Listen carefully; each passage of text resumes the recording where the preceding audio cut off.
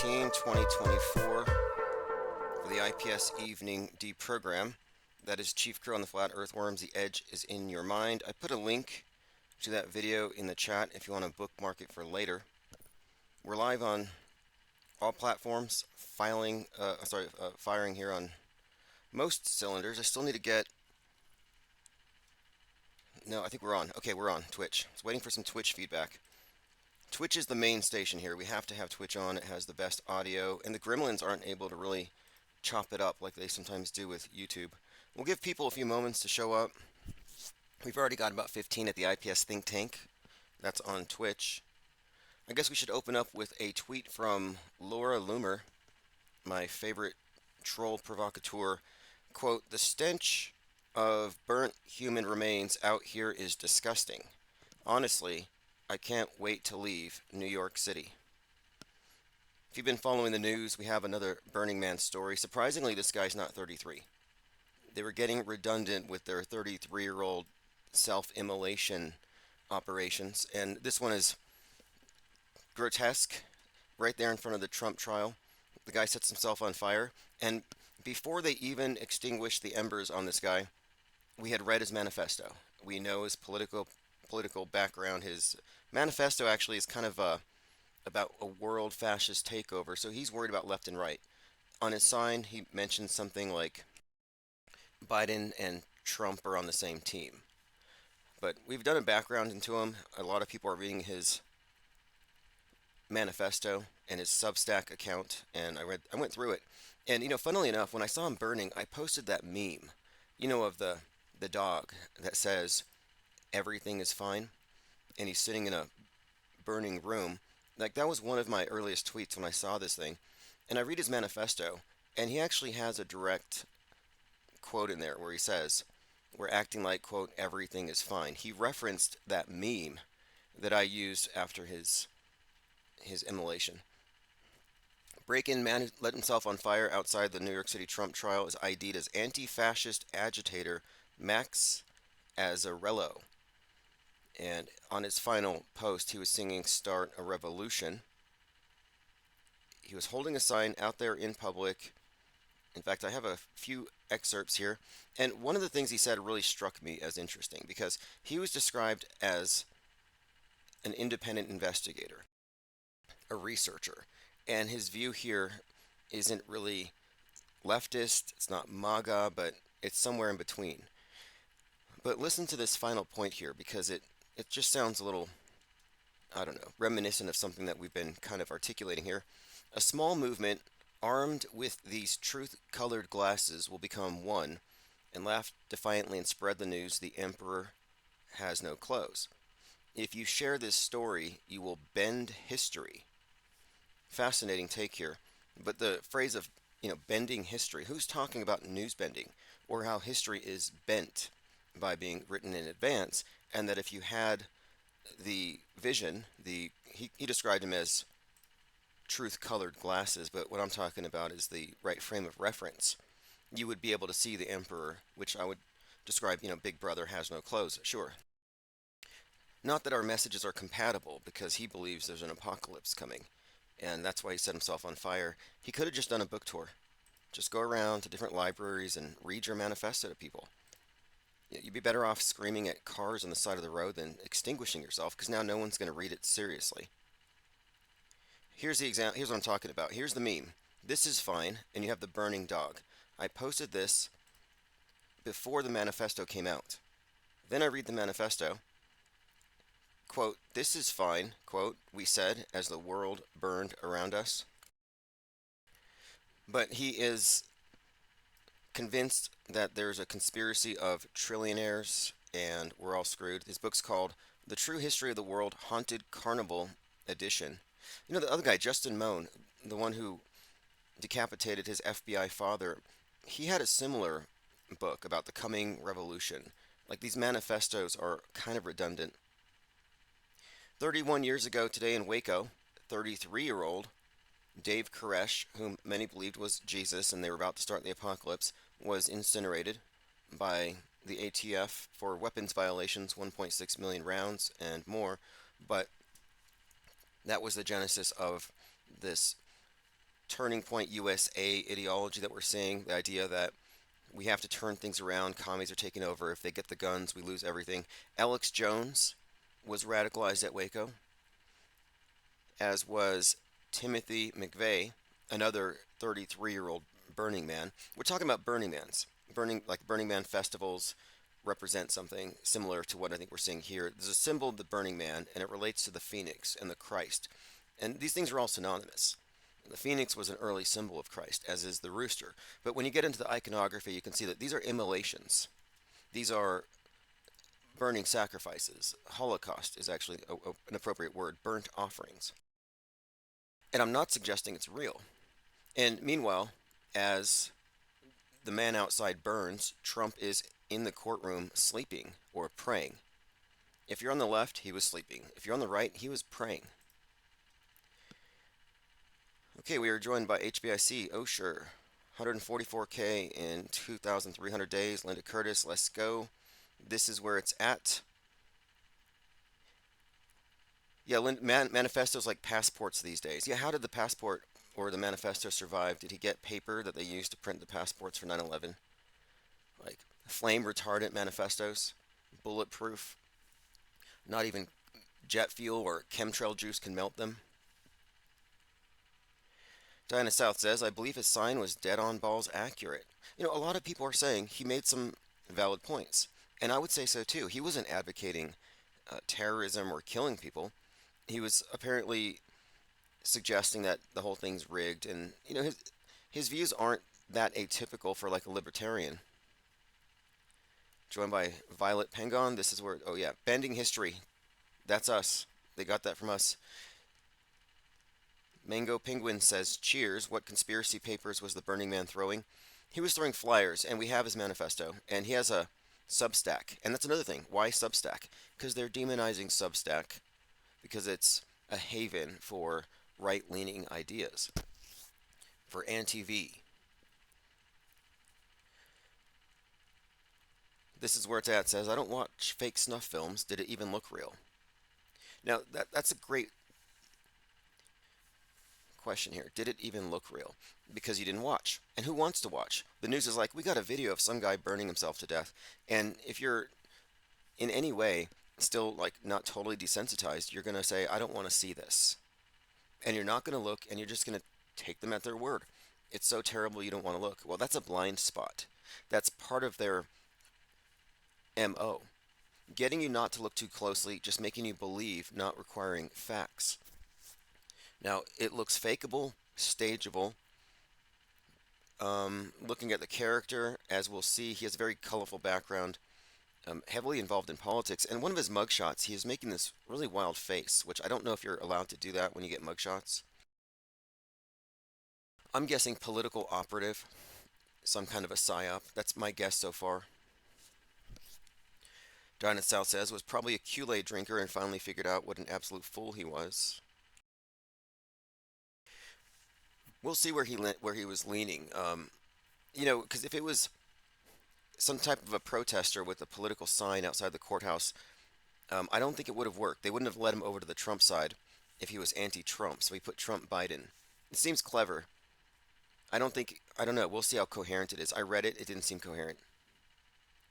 Joined by X322, Symbia, everyone, Diana South, appreciate you showing up.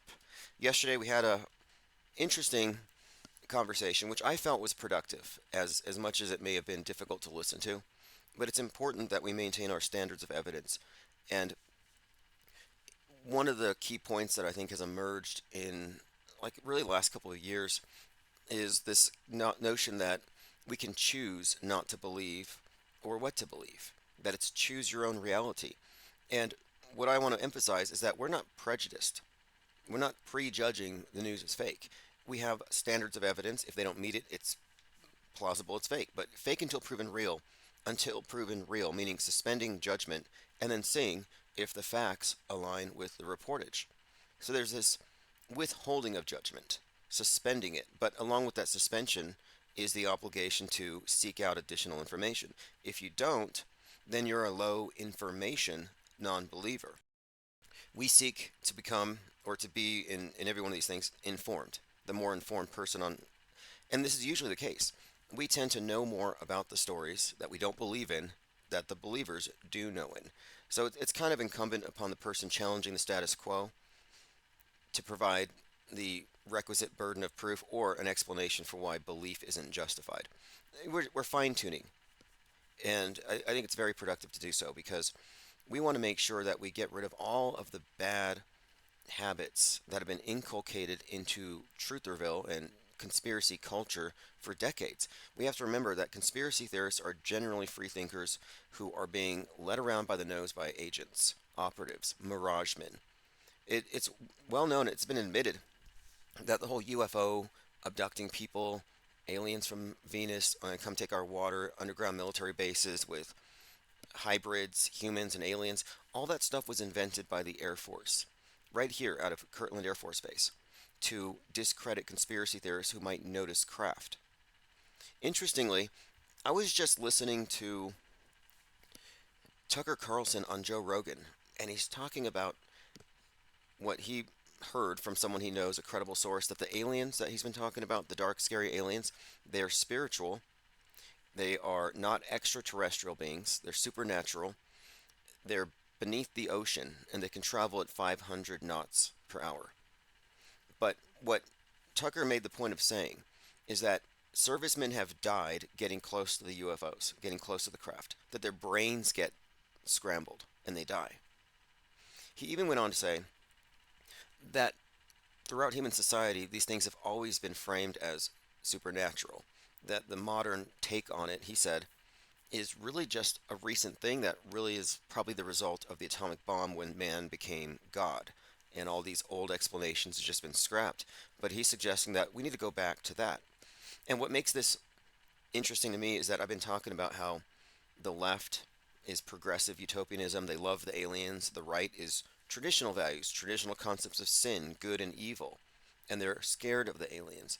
Well, here's Tucker saying, we need to look at this from the lens that we had back in the 30s or early 40s. You see how it's left and right. Left is against everything the right's against, but it's so polarized that even the alien thing is partisan. And it's just interesting that the right's view is that these things are, quote, evil, like Satan's minions. And the left is like, these are our technological saviors. Jay Diggs said, Loomer said he'd been there all week with his sign. Yeah, they probably have the same handlers. Mango Penguin says, I saw it live when it happened. They panned over it, then panned away, saying it was a man reporting him. Okay. Ted Striker 2112 says, last night was kind of uncomfortable to listen to, but Tim, you kicked ass. Yeah, last night's conversation was probably a wreck. I haven't re-listened to it. I don't actually plan to.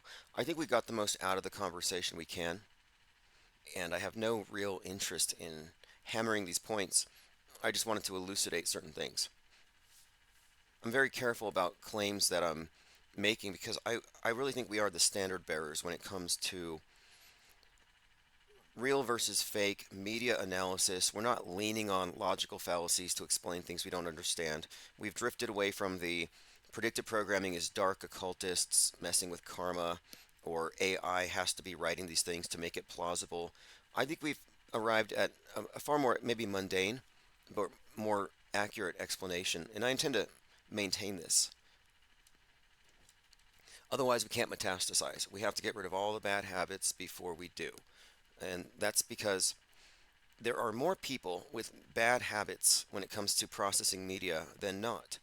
And if you open the door up to say, let's say we have 100,000 people on the raft, we don't want a lot of people who still fall for loaded questions or arguments that are appealing to motive or even these divine fallacies. We don't want them drowning out those who have a more clear-headed approach, who have unprogrammed themselves. And this is a deprogramming. And by deprogramming, I mean removing presuppositions that were put there that were never valid in the first place.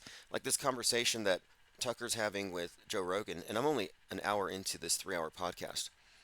They're throwing all kinds of stuff out there, and it's just fascinating how there's no real skepticism. Although Joe seems to think that these are human technologies. Tucker says these are alien. And Joe Rogan makes sense because according to their methodology with this Mirageman documentary, they would conceal advanced technology with stories about it being extraterrestrial. So it's more likely a disinformation story to cover a real technology, according to Joe Rogan. My perspective is that nothing was going under the water at 500 knots per minute or hour or whatever. That nothing was. So one person saying, was it aliens, or what, the other guys, is it humans? So the alien versus human debate as to what we're seeing is actually kind of a false choice. There should be a third option, like maybe it didn't even happen. Let's see here. This is where it's at. It says CNN caught it live. I would have expected TMZ to be there. They're usually front row for these types of things. One Eye Jack, meanwhile, Trump was in the courtroom sleeping. He was praying. That's what they've been saying. He's been praying. But yeah, another. Okay, let's see what else we have here. This is where it's at. A Friday event, so the masses have something to talk about all weekend. Mango says, I turned the channel as it was being reported on, just reports, and we did see firefighters use the extinguisher, blurred everything out. It could be special effects. I didn't hear any screaming. And what was, okay, we had this Burning Man. The last Burning Man was over Gaza. He was in a military uniform. We had the 33-year-old jumping into the hole, the 9/11 reflective pool. We've had a lot of these interesting kind of I think, interconnected human sacrifices. And we have something else as well. We're talking about immolation, burnt offerings, etc. Burning Man. Well, the other day we had that spire that burned that we were talking about, and I want to talk about that again. They described it as a dragon tail spire, the Copenhagen Old Stock Exchange. So you have this old stock exchange burn. Fire engulfs Copenhagen's Old Stock Exchange on its iconic dragon tail shaped spire. This happens a day from the anniversary of the Notre Dame fire. So Notre Dame burns, and now you have this dragon tail spire in Denmark engulfed in flames. And now we have this Burning Man. And so the timing of this all seems like it's more ritualistic than not. And we are getting very close to May Day, Beltane fires, bonfires. That's the whole thing, that the whole part of the season is really about, I think, that high point on the calendar, May Day. Also a huge communist channel. Communist holiday. Got somebody else here said, I turn on the channel. Oh, here we go. CNN reporter had duper's delight when she was reporting. Maybe she thought she smelled barbecue. Smarty Pants is here, says, been waiting for you to talk about Burning Man all day. Where can I get live notifications? Go to ips.monster, sign up for the notifications, just get the newsletter.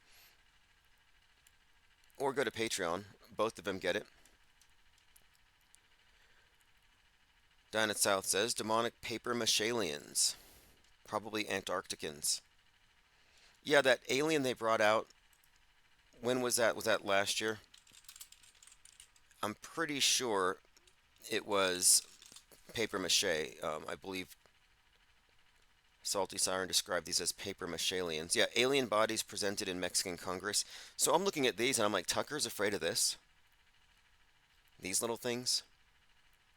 Looks like mini ETs. They kind of look like they're made out of Play-Doh. If somebody made cakes in the shape of the bodies of these extraterrestrials that were exhibited at the Mexican Congress, I would eat them. Would have a Marina Abramovich style party, but with like an Area 51 aesthetic.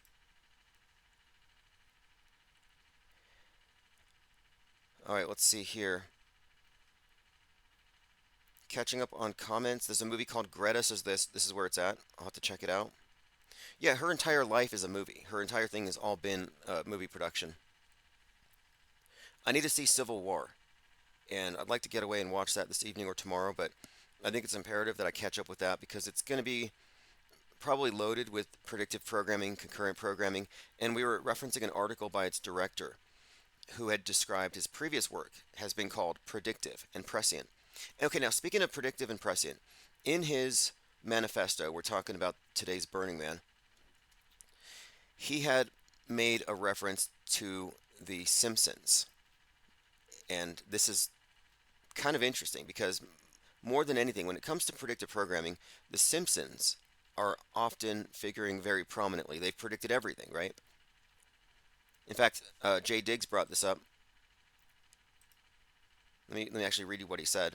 This is insane. His name is Max Azzarello. But I have to get into this Simpsons thing. We'll start with this. Mike Rothschild drew my attention to it. He said, I'm reading the blog of the man who lit himself on fire outside of the Trump trial. It's very deep into classic conspiracy theories. Anti-crypto hung up on The Simpsons as brainwashing. No indication he's pro-Trump, but caution is warranted. Again, The Simpsons as brainwashing. Now, Mike Rothschild, more than anyone, and he's engaged with me on this topic, has denied the existence of predictive programming. And now he's drawing attention to The Simpsons. So based on that, I thought, okay, this is probably going to end up in some way demonizing the very concept of predictive programming.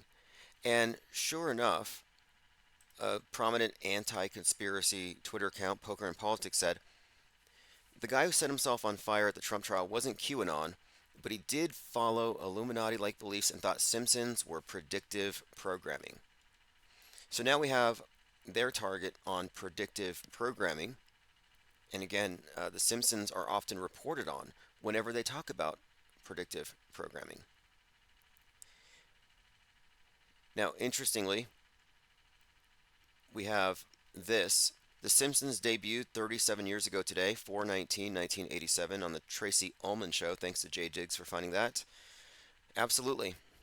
Today's the anniversary of The Simpsons, starting point. But yeah, funnily enough, this individual had some things to say specifically about The Simpsons and how the writers are all part of this clique.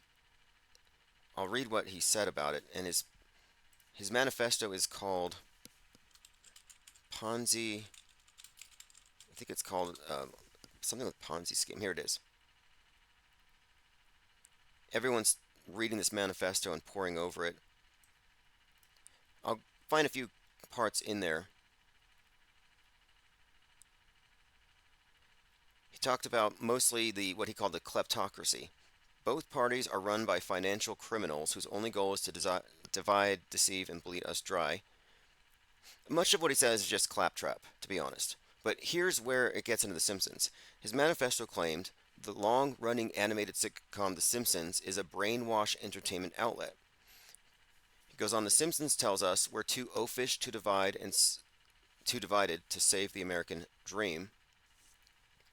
He even talks about the author of The Simpsons and how he's from Harvard and how these are all basically ways for the power elite trillionaires to demoralize us. So, yeah, Homer Simpson somehow gets thrown into the mix here.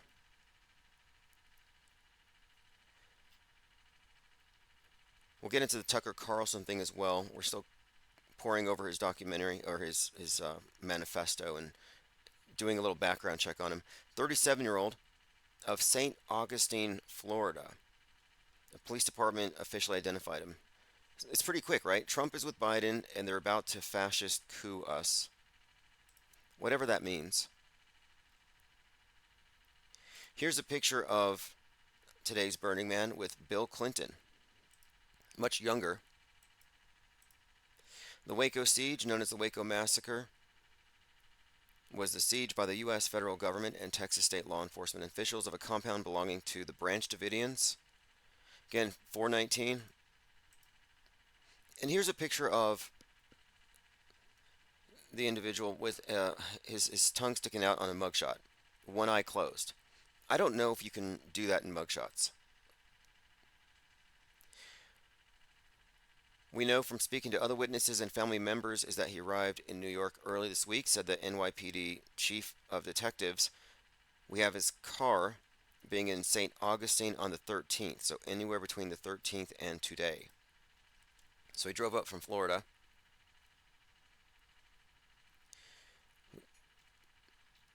A couple other notes here as well. I'll get into in a moment. One more. Here it is. He's hanging out with Newt Gingrich, and he's wearing a shirt that says, "Eat the rich." Bernie Sanders, eat the rich. So here he is hanging out with, I don't know what this is. He's just doing all these photo bombs with a number of, very prominent politicians, including, President Clinton. By the way, I mentioned Waco and Timothy McVeigh, and he was inspired by the Turner Diaries.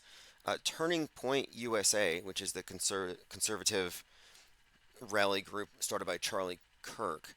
Turning Point, in my opinion, is based on the Turner Diaries, and it's the turning point that they're trying to act on. And it's basically this white nationalist uprising scenario that is kind of indicated in Leave the World Behind. But anyway, uh, TMF INR lady from the plane, that MFer over there is not real. She's going to be a speaker at Turning Point. So she's managed to leverage her viral celebrity into becoming something of a, I guess, a right wing influencer. I saw her go on to Alex Stain, so I knew that she was probably an op. Like this might be an op if you look at this rationally. And she's even part of some company, some marketing firm. So I kind of think this is a psyop, but it's interesting that she's speaking at this event. I mean, it was like that individual knocks down that Temple of Satan's Halloween decorations, and next thing you know, he's invited to go speak at this thing. So, these individuals are all, if you ask me, operatives.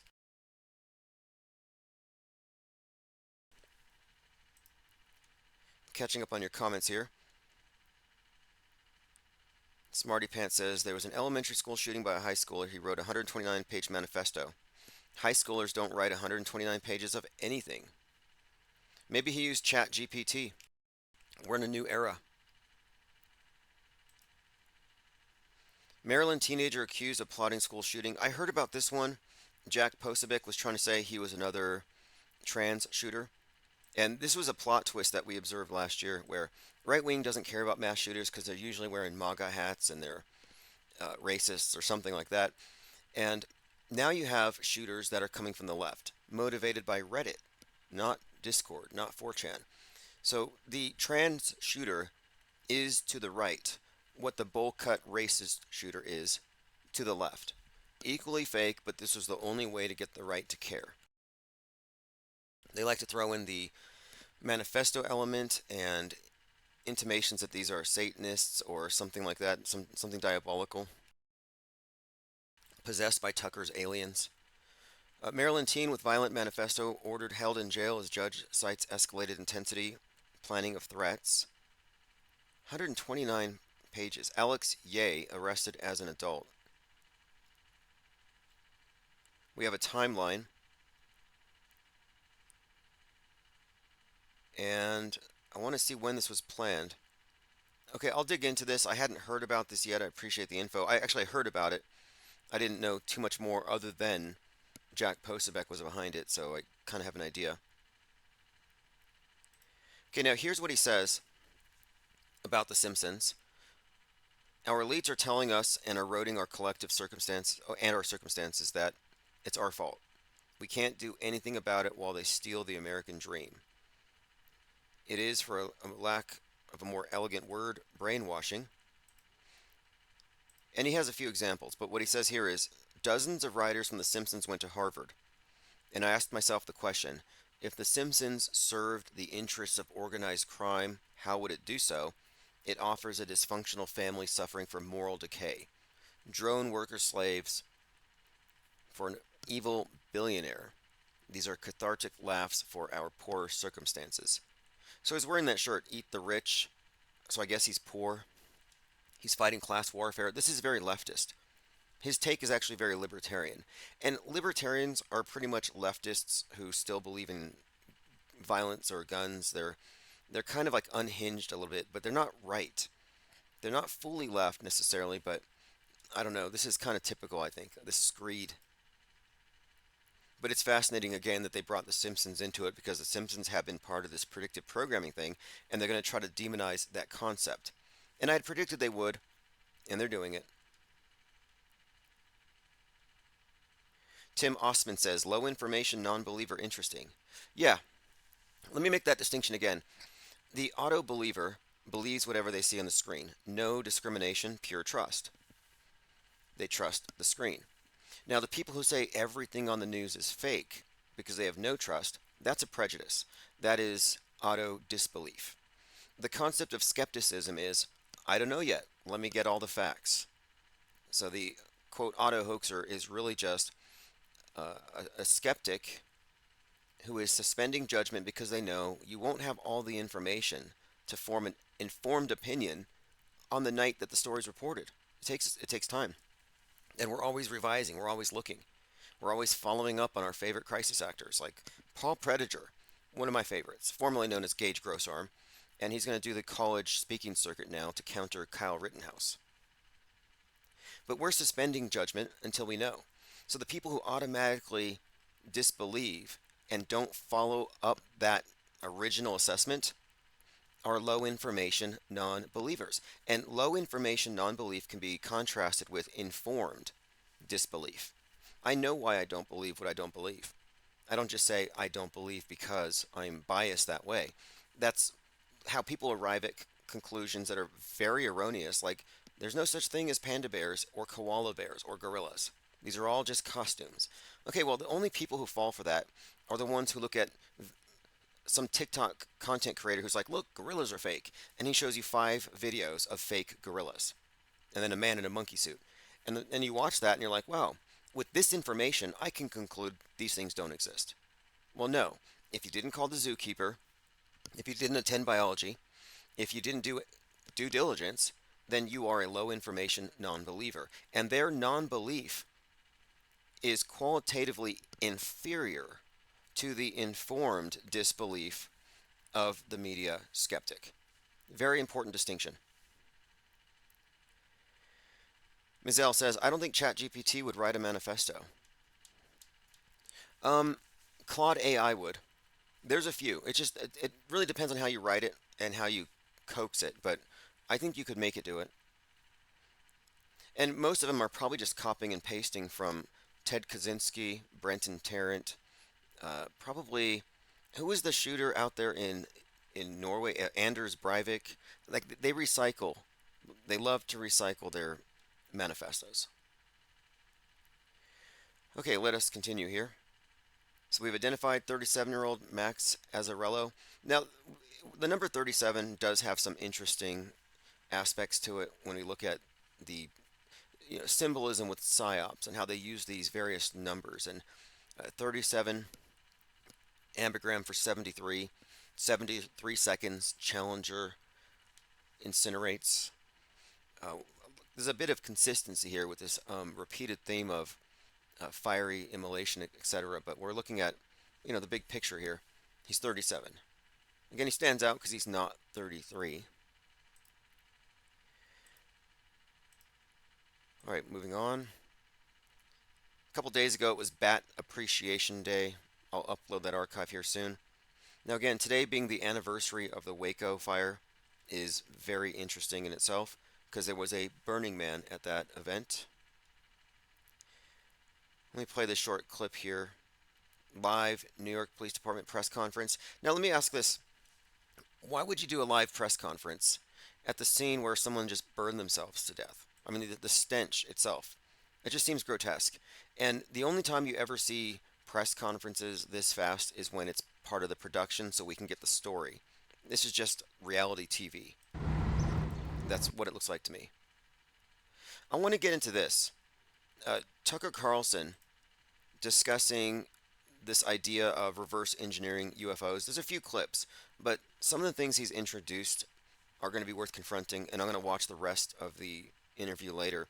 But Tucker's talking to Joe Rogan about how the aliens are supernatural and their craft kills people and scrambles their brains, and American servicemen have died because of aliens, and they have craft that goes underwater at 500 knots, goes up into the sky, etc.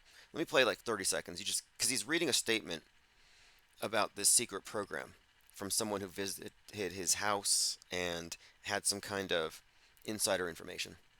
Talking about setting up this program, Kona Blue. I didn't get it.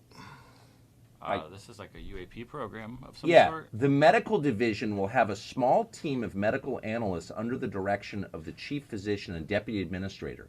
They will organize data into a threat analysis based on medical findings, including but not limited to A, deaths and injuries as a result of interaction with advanced aerospace vehicles. Death or injury as a result of interaction with these advanced aerospace technologies. And he suggests that there are individuals within the VA system suing for being hurt in some way by these UFOs, that they're reverse engineering. Here it is. B, medical injuries as a result of other anomalies. C, collateral injuries, psychological effects to family members. So they're admitting that people are dying. It's just like a tweet from, yes. Okay, anyway, people are dying working around these craft, according to him. Laura Loomis says, whoa, apparently Max Azzarello, the man who lit himself on fire outside the Trump trial, is also on X and he follows me. Now, here's what he says on his Twitter account. His Twitter account is Dipshit Secrets. I've done 1,500 hours of research since Peter Thiel started a bank run. When World War III starts and the economy collapses, you'll know why. The elite are super villains. Looks like he's posted some stuff about Gary Webb, which is kind of an old story. I'm looking at this guy as totally unbelievable. Like, his story is so unbelievable that I'm kind of inclined to think it's just fake. Nobody would burn themselves for this. You're not going to burn yourself because of Peter Thiel. It just seems like kind of not something that would appeal to normal people. And his whole theme of kill the rich or eat the rich, this class warfare stuff, yeah, they want to demonize these billionaires, but I don't think anybody's feeling it. Open-minded approach says, Tucker Carlson verified on Joe Rogan what I've been writing about for months regarding the spiritual aspect of the UAP phenomenon. Oh, by the way, side note, somebody posted something in Discord, and I don't think I got a screen cap. It looks like there's a scene in Civil War where the Las Vegas sphere is damaged. I need to see that screenshot again. The reason why is that the first show at the Las Vegas sphere was U2, and they had that Atomic City video. So that kind of suggests to me, yeah, here it is. Las Vegas, locally on X, they destroyed the sphere. And Vegas, of course, figures prominently in the predictive programming scenarios for this fallout.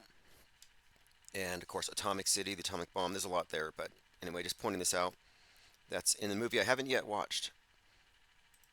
But I'm going to do a full review. I'm also still watching Fallout.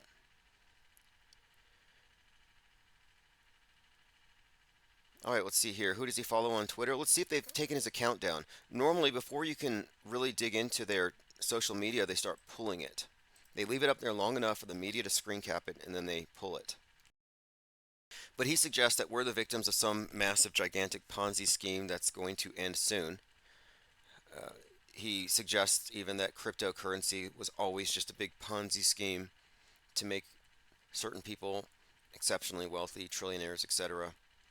Yeah, but to me, this is par for the course. Everything is kind of scammy like that. Like, even the Q movement, I would call it a Ponzi scheme. You invest your social capital. You took your whole social media background. For years, you put your life out there, your thoughts, your family, and now you've politicized it, and you've attached it to this political cult, and now you're on this team. That's a pretty heavy investment. And why? Because someday you're going to be able to be an authority on the subject after the Great Awakening. Like, yeah, I knew the deep state was being fought by these secret white hats, and I was a digital soldier. You know what I mean? As far as they're investing all of their social capital into this, and a lot of them do get tied into related crypto schemes. Raw alerts: a person sets himself on fire near New York Trump House where Trump is sleeping. CNN were live when they cut off the feed. Yeah, I'm still not convinced. I mean, it falls within the realm of fakeable. After the last Burning Man, we had looked into the special effects, and it looked very consistent with that. But I don't think it's unrelated to this. Fire destroys Copenhagen's 17th century stock exchange, causing the collapse of its spire. So close to the Notre Dame fire, but stock exchange burning. That's a little ominous. Copenhagen's old stock exchange dating back to the 1600s. Dragon tail. There's something here. And someone had mentioned something about St. Augustine. Let me see if I can find that. There may be some symbolism with St. Augustine that we may want to look into. That's where the burning guy came from. Here we go. Augustine, Florida was captured and burned by Sir Francis Drake. It was Lickety Split brought that up. Sir Francis Drake, so you have a dragon connection. And the burned up St. Augustine, and the guy from St. Augustine burns up after this dragon spire. Maybe some narrative threads here. Timing is part of what makes me look at makes me look at it this way. Okay, let's see what we have here. Digital zombies, says Mango Penguins. Oh yeah, they've been fighting the deep state for 8 years. They all have really well developed like thumbs, doom scrolling thumbs or hope scrolling thumbs. You see people on these YouTube videos. You'll see like entire city blocks where people are taking Mentonol and they're doubled over. It's really sad. But if you go through Magastan, you just see a bunch of doom scrollers bent over their phones, scrolling for the next hit of hopium or doom or whatever. It's the same thing. It's like literally the same thing. I call it Mentonol. Red pills laced with Mentonol. It might even be worse. Joined by Howard Boyd. Good evening, Brother Timmy. Grace and peace. Thank you for joining on this anniversary of the immolation of Dave Koresh. And now we're looking at this latest Burning Man situation. U.S. building first nuclear warhead in 4 decades. The United States government is building its first new nuclear warhead in 4 decades, according to the U.S. Energy Department. The W93 warhead would be constructed from a $19.8 billion that the National Nuclear Security Agency requested from Congress.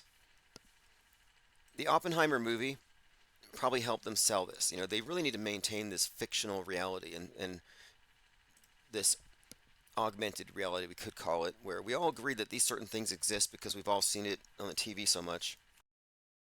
It's really comes down to it's about saturating the collective psyche with this. That's why Fallout is a thing right now.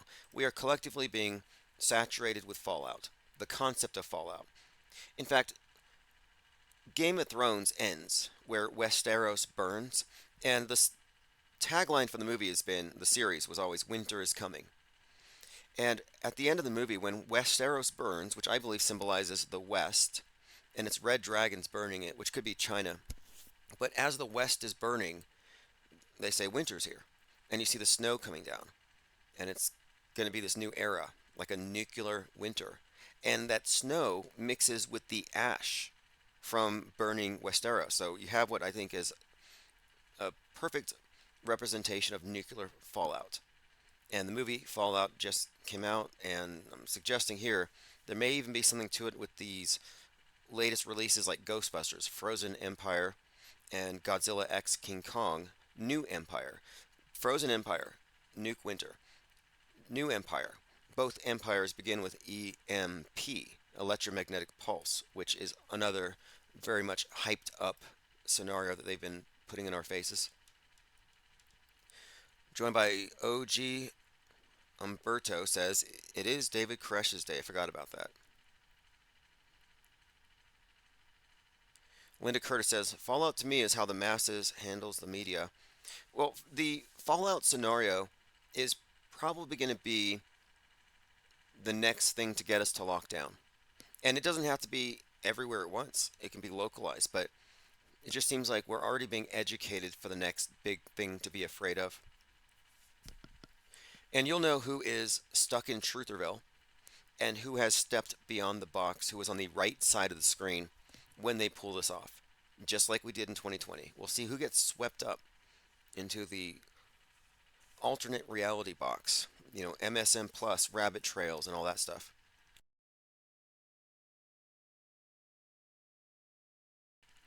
Kevin Mooring says, just like the ashes in Slight Hill. I will have to look that up. But they're giving us the visuals, is my point. The visual representation of Fallout. We're getting the education about how you handle it, what it can do.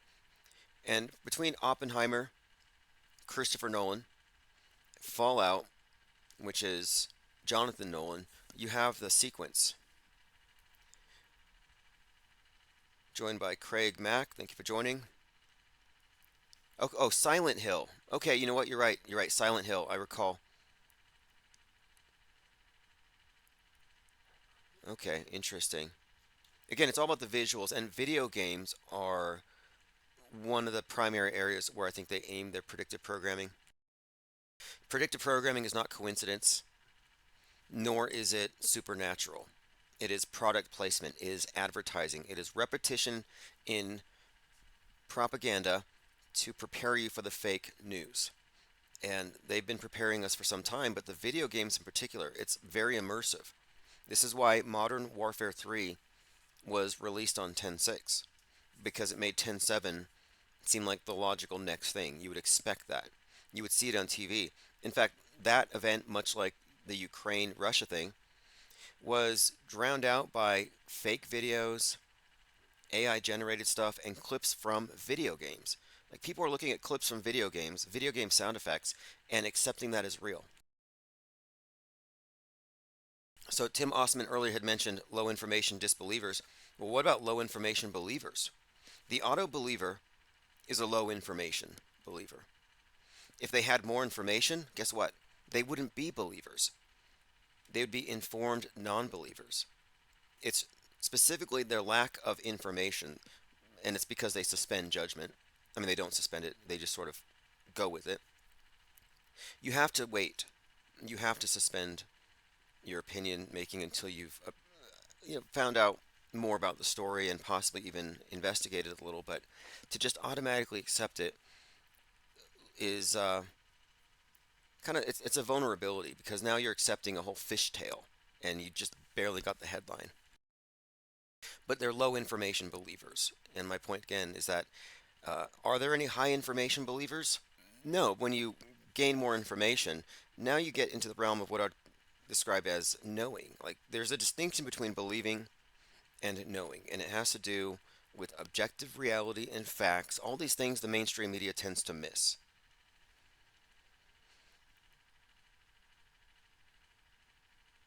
Portal Complex says EMP Pyre is an NSF-wide program that supports international activities across all NSF-supported disciplines. Fascinating. Well, EMP is also more fakeable. It'd be hard to fake a nuke in full view of the public if these things don't exist.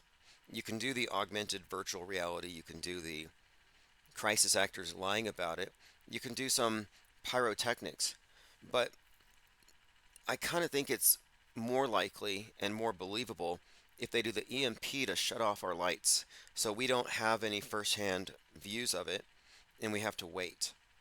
I think that's what they're going to have to do to make it even possible to fake it.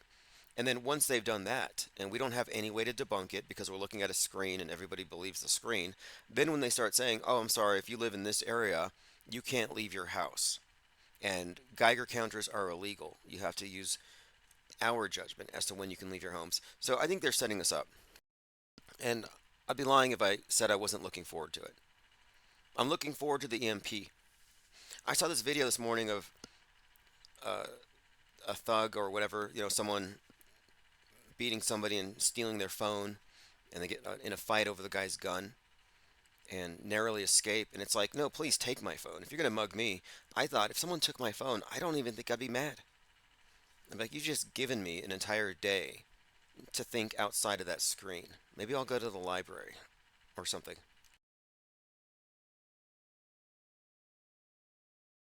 Portal says invisible fallout. Yeah, both invisible and likely fakeable. And I got this idea from watching The Humanity Bureau with Nicolas Cage, in which they made Geiger counters contraband illegal because they didn't want people to know there was nothing to be afraid of. This is where it's at. Says, are they about to demonize people who believe in predictive programming? Yes. I was specifically dealing with Mike Rothschild about this. We've been conversing back and forth, and he says it doesn't exist.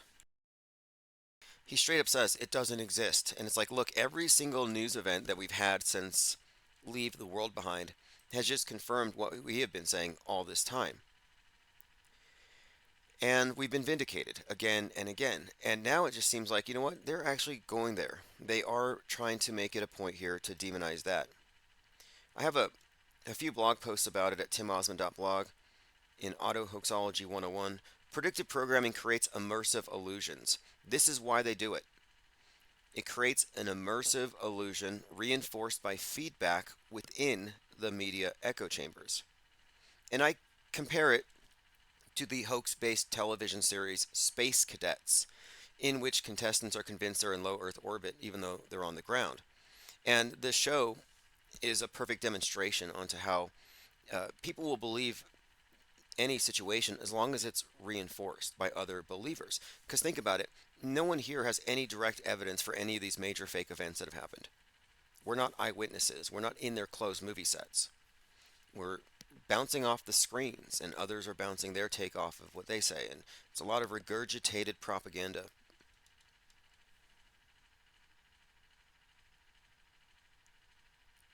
Good point. This is where it's at. Says, I'm thinking about that Batman cartoon with the auto hoaxer at the TV station. Yeah, that one was strange. And that was certainly targeted. But there was a series called I think it's called the Fantastic, what is it, Five? But anyway, there was this episode where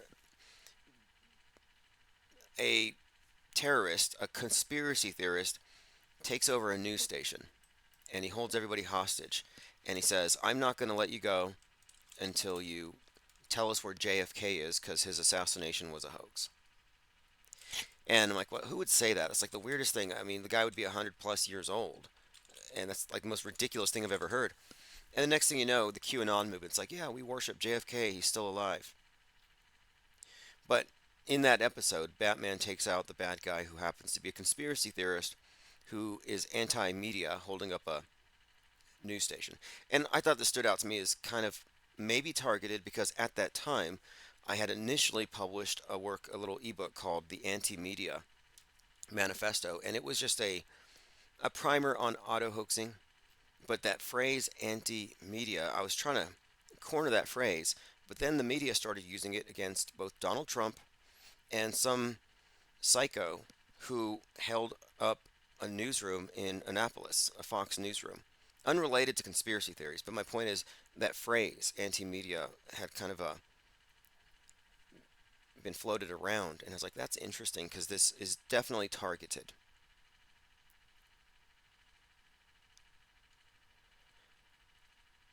Okay, let's continue here. You posted it in the chat. Yeah, let me go ahead and take a look at that clip. If anyone has that clip, we're looking for, there's a Batman, I guess cartoon, but I don't know the whole, it's like Batman and some Martian. I don't know the whole cartoon, but anyway, there's a newsroom episode where it seems to me it's targeted at conspiracy theorists, but also who is it being marketed to? You know, children are watching it. So children are seeing how the Justice League has to fight conspiracy theorists. Yeah, it was a Justice League thing.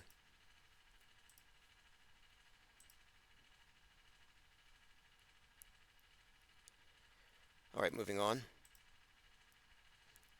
Tucker Carlson has verified what many have believed about aliens being supernatural. So again, what is it? This is exactly what I said about this bifurcated psyop. I said this some time ago. I'm like, look, the right is going to see them as technological saviors, and the left is going to see them as demons. I'm sorry, the right's going to see them as demons, the left is going to see them as saviors. And this is going along with the trad right versus utopian progressive left. But again, if you're going to call aliens demons, you have to make them, quote, supernatural, spiritual. And that is exactly what Tucker has done. Appreciate the meme. Salty Siren posted it. This is fine. There is Max on that meme that he referenced in his manifesto. I mean, think about it.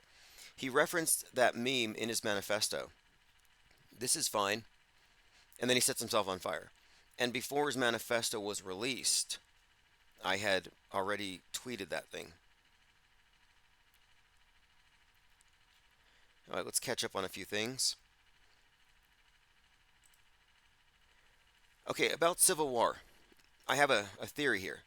I think it's partisan psyop nightmare fuel. Joker came out before the riots of 2020, before the left went wild with their masks and did all that peaceful protesting.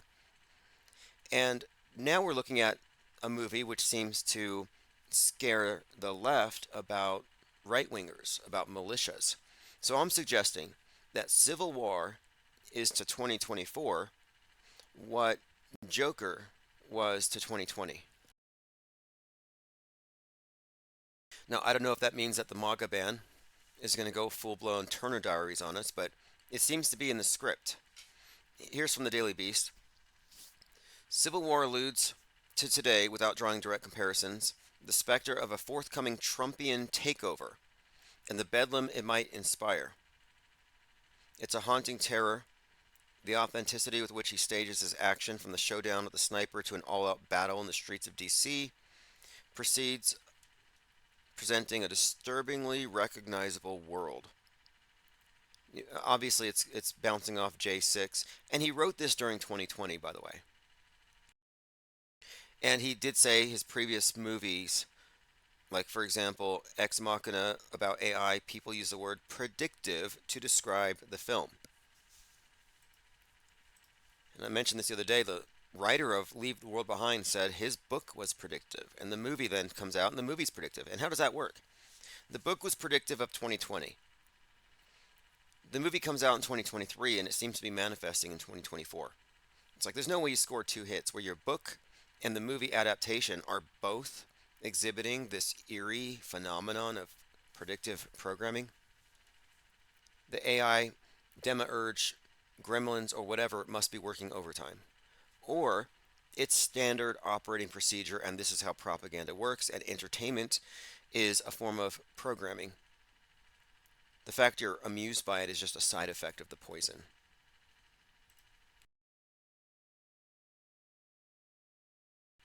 Mr. Trustworthy says the communists originally titled themselves the Justice League. Interesting. I see the word justice and I'm like, oh, what do they want to take? What do they want to burn down? Climate justice, which is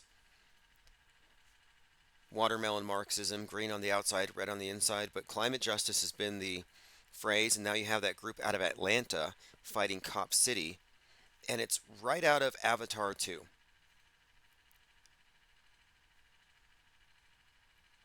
All right, let's move on here. This is where it's at. It says superheroes use leftist tactics. It just hit me. When I was at the college here doing a course on film studies, and at the time I was really into animation. And I went and interviewed a couple of writers who were the parents of a friend, and they were visiting from California. And they had contributed to shows like Teenage Mutant Ninja Turtles and Captain Planet. And what they were explaining to me, and they were all hardline leftists. In fact, my friend had told me that her family were descended from Russian communist oligarchs or something. But these writers were Emmy Award winning writers, and I don't want to. I'll look them up first if anyone wants more details, but I'll have to check their IMDb's. But they had explained to me that there is a underlying thing here. You'll note, and they were just pointing out Captain Planet, everyone's uniting to save the planet from who? Corporations. It's always been against capitalism. But they were gloating about it, how they're programming children with communist values.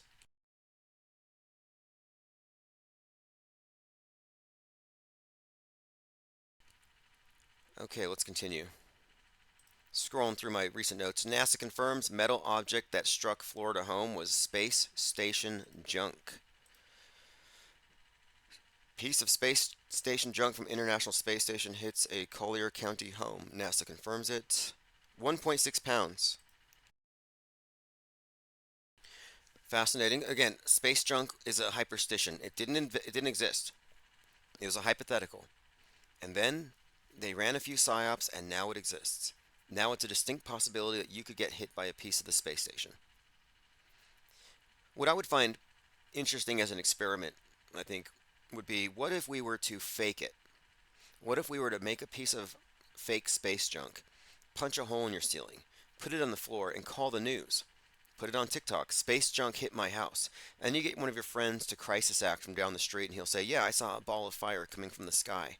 And I checked my ISS app, and it had just passed over. Like, would the news media be able to say, we don't believe you?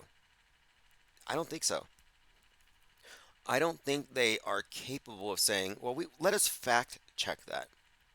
Let's test the veracity of your claim before we just report it. Let's make sure that there's no hoaxery here. Because to them, there's no possibility that anything coming from space could be fake. So I'm kind of interested to see if we can test it. Like, would they accept it unwittingly? I don't know. I'm kind of curious.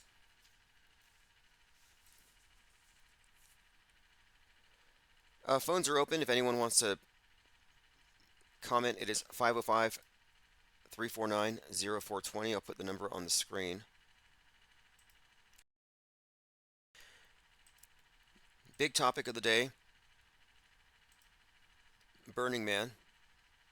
And Laura Loomer out there actually witnessed it or was close by and remarked about the stench of burning remains in New York makes her want to leave. That's very 2024. That is the most 2024 tweet that I think I've read so far. If there is any one tweet that I think could define this year, it would be Laura Loomer's "The stench of burnt human remains out here is disgusting. Honestly, I can't wait to leave New York City." Musk is doing something here, and I don't think it's for the better, but we'll see. He says any accounts doing engagement farming will be suspended and traced to source. Well, Matt Wallace, he's the guy that was driving down the street with his babies in the back seat, and he said nuclear war is coming because of Israel and Iran. Buy some of my storable food items. If you remember that guy, he's saying here, people accuse me of engagement farming because I take the threat of World War III very seriously. But if you're not alarmed that two massive countries are firing missiles, then you're naive. There are 15,000 nukes on the planet, and many are in unstable hands. So that guy's scared. He's terrified because he believes that there are 15,000 world annihilating weapons of mass destruction in the hands of the worst people on Earth. Like, how does he sleep at night? I literally don't believe that. Like, I don't have any reason to believe it, but I'm not frightened by the proposition. So he and I live in two different worlds. He lives in a doomsday cult in the end times. I don't. I'm just pointing this out because when I describe the world stage and off-world stage, there are qualitative differences. The off-world stage perspective is not rife with all kinds of superstitious situations or even just science fiction scenarios.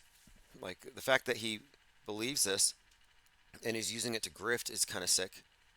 I mean, there's no way he doesn't believe it. He's in that box. Anyway, he got hit with a reader's comment. Matt Wallace has repeatedly manufactured vastly exaggerated or outright false claims about the state of the conflict between Israel and Iran. Flagrant disregard for facts does not align with the claim that he takes the issue seriously.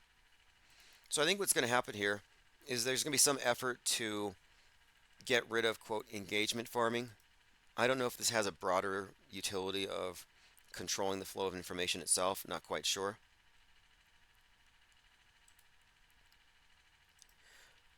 Kind of unrelated news here. We've been talking about conspiracy theories, and this guy's a conspiracy theorist. So they're going to demonize predictive programming. But check this out. Bill Gates has a team of people who share conspiracy theories about him.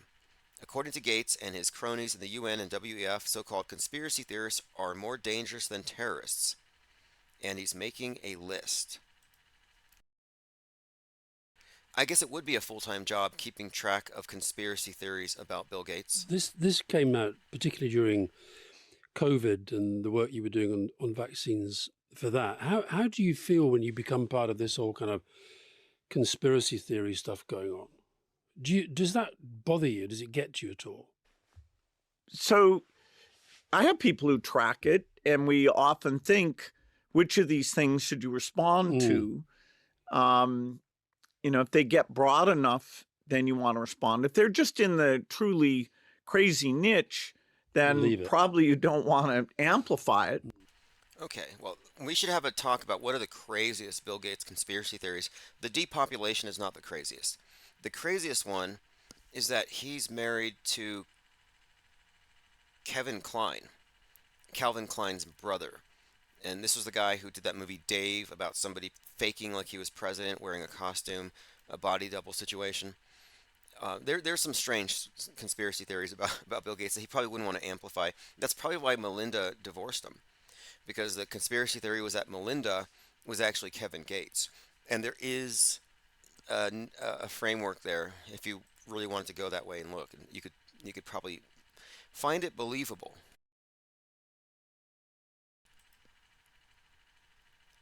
Let's see here.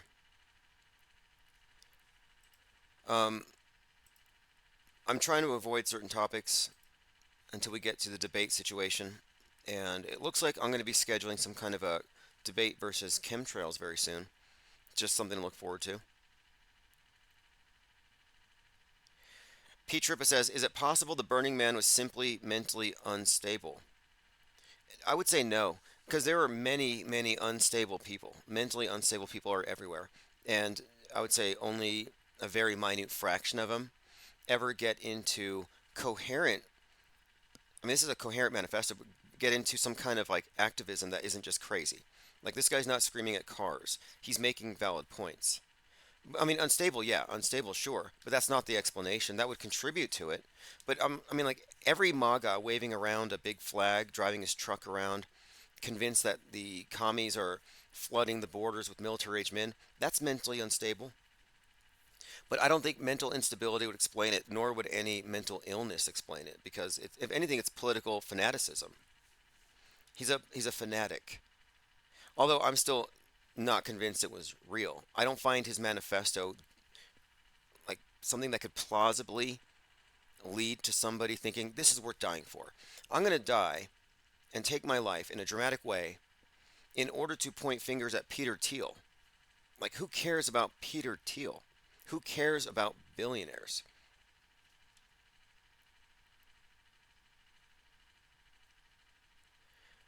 But as far as the yeah, Peter says, "Don't phoenixes burn when they die before being reborn?" Yeah, that's really the main theme here, is that the phoenix symbol has long been associated with Christ and the resurrection of Christ. The phoenix, here's a reference: mythological bird consumed by fire to rise again, came to be adopted within the early Christian mythology, reflection of the symbol as the resurrection. This is why you had a character in Top Gun 2 named Phoenix. You had all kinds of references: rooster, phoenix. These are all ways of referencing Christ, and of course, the burning man is, I think, symbolic as well, and it has to do with, uh, symbolically, the fire, transcendence, the fire snake, the crown of thorns. This is all symbolic. The body of symbolism having to do with these dying, resurrecting types. And that's why I mentioned Dave Koresh as a Burning Man. He dies at 33. These are all just stories.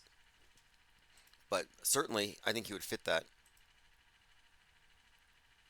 And then we can go back to the burning spires. And the Notre Dame fire had a lot of interesting symbolism connecting to this same exact theme. Back to the Notre Dame fire and the conversations around it, the Templar connection. But there's been a lot of this. The whole thing is that the phoenix is the symbol of the reset, which we're basically living through. The burn down, build back better. That's why you have the phoenix so commonly used in certain movies, like the Hunger Games. And if you remember, the Hunger Games, catching fire, the symbol of the phoenix, or it's a mocking jay, but it has like an arrow in its claws. And so I'm suggesting that the mockingjay from Hunger Games is a phoenix symbol. And if you've seen the symbol, it's burning, like it's definitely a phoenix, and it's holding a stick. And that would represent the same thing as like the olive branch that the dove carries to the ark. The dove is another phoenix symbol. You flood the place, same thing as burning it down, and then you build again. So it's about destroying the old and building atop of it with a purer version. So the ark was pure, none of the wicked. The Hunger Games uses this symbol again, and then of course you had that strange situation for the inauguration of Biden where Lady Gaga is there dressed up like a Hunger Games character. And not only is she dressed up like the Hunger Games,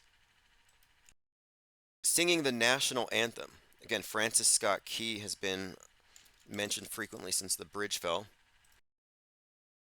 And this is all tied into the kneeling on the national anthem, which began with Colin Kaepernick, who was interesting the quarterback. It's interesting to me that he was the quarterback during the Blackout Bowl in 2013 because of its relationship to right now. Blackout Bowl, Super Bowl 47. It has some interesting foreshadowing for right now, the election for president number 47. But anyway, here you have Lady Gaga dressed up like a character from the Hunger Games, and she's got on her suit there, look on her top, she's got a dove with the olive branch. But many said this looks like Hunger Games, which has, of course, the Mockingjay. And this is all consistent because this is, again, 2020. We're talking about 2020, 2021, post-reset. The reset had just been kind of talked about, the Great Reset. So this is all just, again, theater that correlates or connects in a very continuous way the entertainment to the news. They paint the zeitgeist, they set the stage, and they act out their prefabricated reality in a series of events that we just take as real. They write the history as they go. Well, as we are living history as they make it, I guess I should say. They are literally making history. But it's not a stretch. You know, people say, oh, you're suggesting that they write the news in advance like newsbenders? Yeah, 100%. Because every single psychological operation is proof of this. These are scripted events written in advance that have a date where they're going to implement it. And then after that date, it's in the history books. It's, quote, real. They've been doing this for a long time. It's standard operating procedure. Now, as far as the Burning Man, could he have just been a mentally unstable person? The more I look into it, the more it looks very contrived and pre-scripted, written in advance. I'm having a hard time ruling it out as a random occurrence because it fits a template and because of the proximity to the burning of the spires. And the St. Augustine, that might be an interesting connection because this guy was very anti-crypto. Very much anti-crypto. And so the spire burning in Copenhagen was a stock exchange. So there might be something there. Again, St. Augustine was burned by Drake, and then you got this thing, you know, Sir Francis Drake, and then got St. Augustine burning. A guy from St. Augustine burns in the wake of the spire burning, and it's a spire that's the oldest stock exchange. So there's a bit of a thread here that makes me think this is theater. Copaesthetic says 96 people watching on X. Awesome. And if you're watching on X and you want to get in on the chats, go to ips.monster. Mango Penguin says Tim is on fire. Yes. The IPS is on fire. We are here to go forth and set the world stage on fire, figuratively speaking. Violet Penguin says definitely fake space junk. Look, I want to do that. I want to do some fake space junk and just see, like, what do you mean you don't think it's real? Are you a conspiracy theorist? How dare you call this fake? What kind of misinformation are you spreading? Are you a flat earther? Only a flat earther would suggest that this space junk was fake. Armin Ree says, remember those Masonic lodges burning a few years back? Could be linked with Notre Dame, Copenhagen, Burning Man. Past age cleansed with fire, current by... Oh yeah, past age was cleansed by water, the current by fire. Interesting point. And okay, that was something I thought was... There's a few things about that. If you all remember, the 3 Masonic lodges burned, and it was on a 3:30. A 3:30. And the guy had said, and he was a conspiracy theorist that did it, this conspiracy theorist who burned these lodges was supposedly obsessed with the number 33. If you look at his tweets, he's talking about how you can tell these things are hoaxes because of the number 33. And I thought, this is like an operation to kind of smear us. And they show him in one of the videos walking around by one of these burnt lodges, and I honestly thought he seemed like weirdly, I don't know, like he was wearing the same type of jacket that I had, and he was dressed in black, and I was like, is this somehow targeting us? His name was uh, Benjamin Coleman, and the name Coleman stood out because later you had that Matthew Coleman killing his children for Q. But his full name, and this is also, I think, kind of interesting, his full name was Benjamin Orion.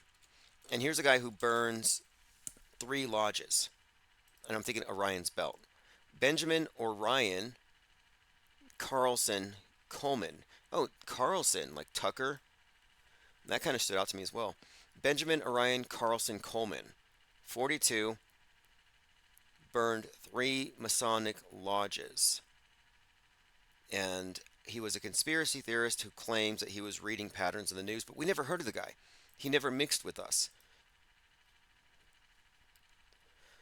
It says here he was charged with arson and assaulting an officer in relation to a fire at a Masonic temple on Rupert Street, East 29th. This is March 30th, so you have a 3:30. So this guy's saying Masons do stuff on dates with 3/3, and here he does his own little event, and he has it on a March 30th.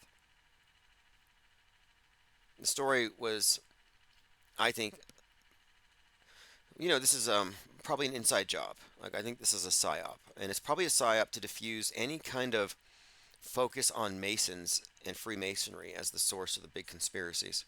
A self-inflicted wound. Echo Charlie says Florida man lives. At the moment, they didn't report that he died, but I'm not sure. But I saw some comments suggesting that in all likelihood he'll be put into a medically induced coma. But we'll see. We'll see what the story has in store for us. And I didn't hear any screaming. There's a few things about it I find questionable. Sometimes what gives away the hoax is what should be there but isn't. Again, Poker and Politics had to point it out.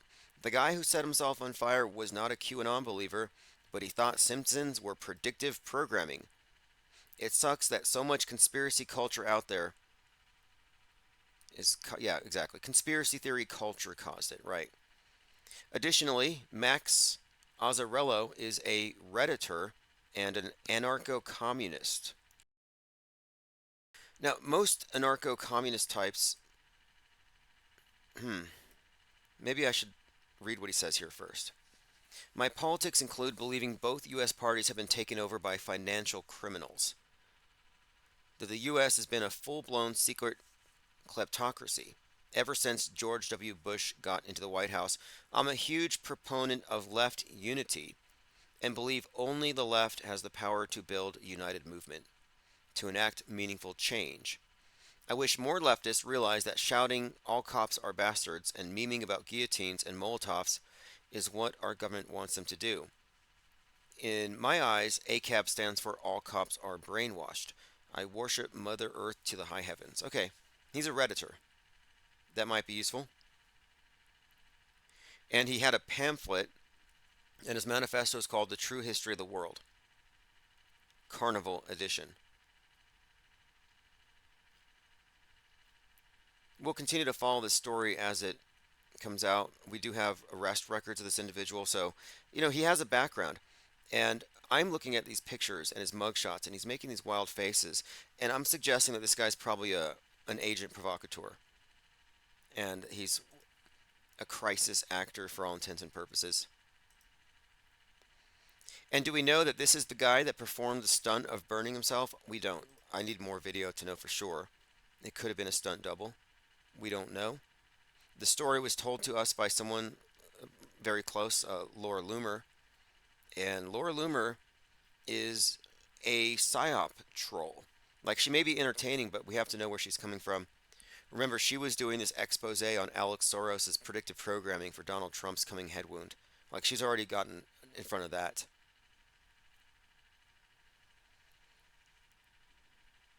Kevin Mooring says, Denmark Stock Exchange burned just like the Notre Dame Church. Both lost spires like the church in I Pet Goat. Yeah, I've noticed that movie's often referenced. I don't know why, but For some reason, it's constantly referenced as some kind of predictor of the future. And it does have a lot of interesting symbolism in it. It's one of these things like Nostradamus, though, where the more time that passes, the more likely you're going to be able to assemble from all the available stuff something that matches the desired outcome. That's why I look to concurrent programming specifically to make the distinction between the Texas sharpshooter fallacy and what we are doing. Because we're not cherry picking. We're looking at real time concurrent manipulation of the mass mind through a very sophisticated form of propaganda that creates this immersive illusion. Predictive programming is not a conspiracy theory, it's standard operating procedure. But I notice that there's a lot of people out there who are still convinced that predictive programming is not man caused. And that explanation is eminently challengeable. And I like to constantly make it a point here that I'm not telling people what to believe. I'm interested more in how we arrive at our beliefs. And so if you still believe that the news is created by aliens or AI or demiurges or higher powers, fine. But as we get into the nuance of it, we're either going to find God or we're going to find meta-scriptors. And so far we've only found meta-scriptors. But I'm still digging.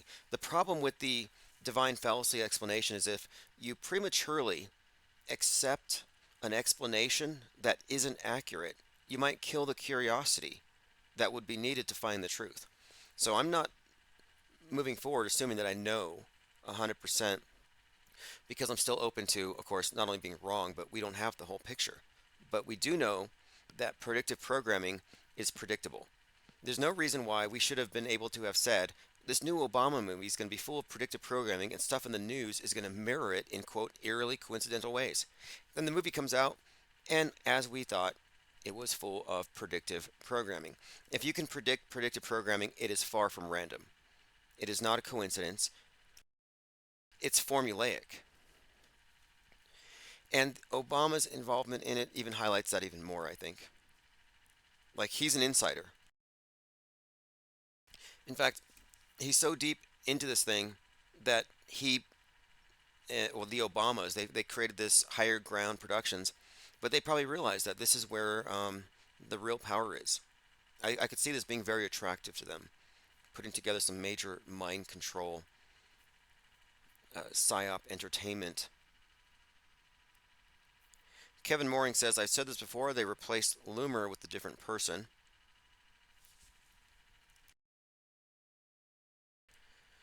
Loomer has changed quite a lot, but there's plastic surgery and cosmetics, although that's a perfect excuse to hide a new person. I'm not going to show the person burning. Last Burning Man I showed got the channel a strike. Let's see what we have here. Conservative Box reports, breaking, Donald Trump leaked a video exposing Barack Obama practicing satanic sacrificing rituals. With Oprah, Clinton, and many more, you deserve to know the truth. So if I was a low information believer, I would say, wow, this is true. Finally. But I'm not. I can look at this and I can say, I don't have enough information to believe it, and I'm just going to call this fake until their tremendous burden of proof has been met, knowing it won't be. But because I have a high standard, I am unencumbered by false beliefs. And look what they do to people. Like, if this guy was real, let's say he was real, let's just pretend for a moment that this individual's not an actor, this is not an op. Well, what killed him? What killed him was his media literalism. He became a fundamentalist. He became a fanatic over stuff that he saw on the box that is all fake, inconsequential.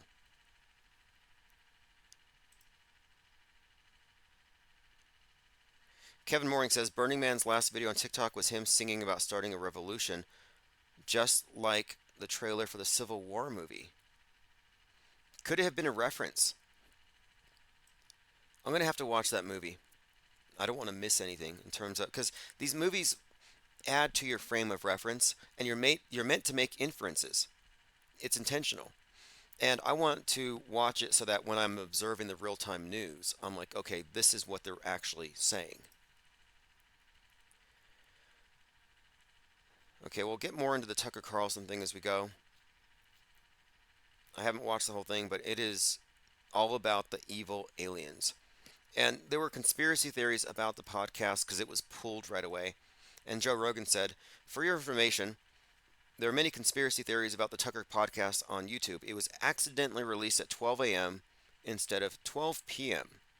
Jamie made it temporarily private until the normally scheduled release time 12 hours later." So there you have it, a conspiracy about the conspiracy podcast about aliens, and now it looks like it was being suppressed, which makes the UFO people think it's real. I looked on YouTube and all these UFO people are like, it's being suppressed. It should have way more hits. Let me play this clip here. So they're from here, and they've been here for thousands of years, whatever they are. And it's pretty clear to me that they're spiritual entities, whatever that means. They're supernatural, and which is to say, supernatural means above the natural, above the observable nature. And they don't behave according to the laws of science as measured by people, and they've been here for a long time. And there's a ton of evidence they're under the ocean and under the ground. So, like, with that fact set, what do you conclude? So they're from here, and they've been here for thousands. There's tons of evidence, and with that fact set, what do you conclude? And Joe Rogan's response, of course, this is a false debate. His response was, it's a secret technology that man made, and this is disinformation. So here's the false debate: man-made or alien? Man-made or alien? One is MSM, one is MSM plus. You're taking, or my point is, like, these are both taking for granted that it was real or it was reported. There is something beneath the ocean moving at that speed. The question is, who made it? So they take a what is it and turn it into a who done it. Classic. They're basing the assumption, of course, on that it happened, and you have here not an eyewitness, but somebody who heard testimony from somebody else. So it's hearsay that they are talking about. It's just hearsay. Speaking of the anniversary of Waco, we have more people sharing this story. Timothy McVeigh, domestic terrorist responsible for the 1995 Oklahoma City bombing that killed 168, is actually an FBI agent who goes by the name Paul Weisapel. And I actually rubber stamp this. I do approve. I think this is very likely. I think it's not only highly likely that this is the same person, but this is like a promotion for his good work. This is where it's at. It says the Civil War makes journalists look like heroes. Okay, that's how you know it's coming from the left. And of course the right MAGAs are going to be the enemy. But they stage war photos. Sorry for the spoilers. Yeah, look, for anybody who's listening to Infinite Plane Radio, this is Mind War Inoculation, and you're getting spoilers on reality, on what's going to happen on the world stage. So don't worry about spoilers in movies, because that's all we do here is research. And I don't have time to watch everything, nor do I have the inclination to immerse myself in any of this stuff, really, except for the purposes of research.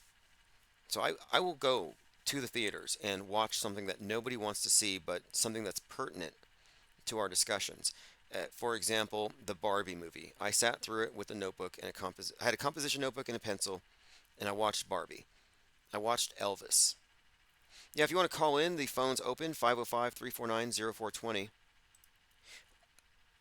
Some people report not being able to get through. I don't know what the issue is. Try again is all I can say. Ringer is on.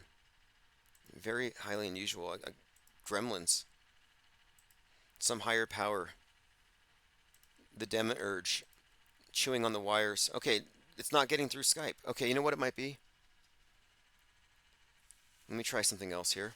It might be that Skype is possibly on a backup computer. So what I can do is... Nope, no, it's not the case. Okay, I don't know what the issue is. Skype is not answering. Aries 1 says, great stream tonight. Thank you. Appreciate all the comments and also the research. You'll notice a lot of the things that we're discussing are coming out of our Discord server or our Gilded server.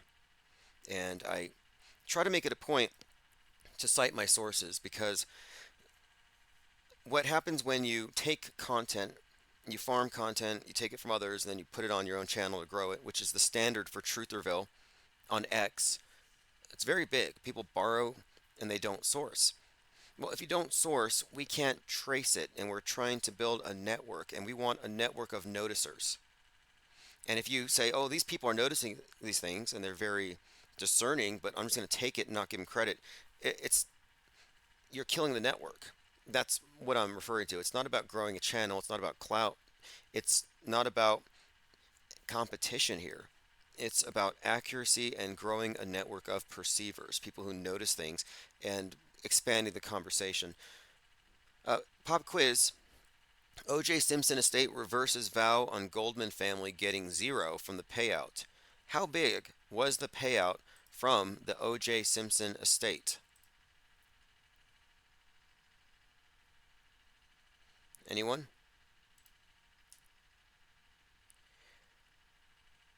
Now, I'm not sure what I'm going to do about the Skype situation. Skype is, I see it showing up on my screen here that people are calling, but it's not ringing. I'm not given the option to answer. So I don't know. I mean, I'm not going to be paranoid and suggest that we're being intentionally messed with, but Dinah South, 33, you're correct. You were the first one. Violet Penguin, Mizell, Armin Reed, Tim and Vic, Echo Charlie, all accurately state 33. This is where it's at. It says Diddy story got bumped. It will be back. They're saying he was blackmailing the elites and Diddy will be back. See, that sounds like a recycled Epstein story. I'm not really buying it.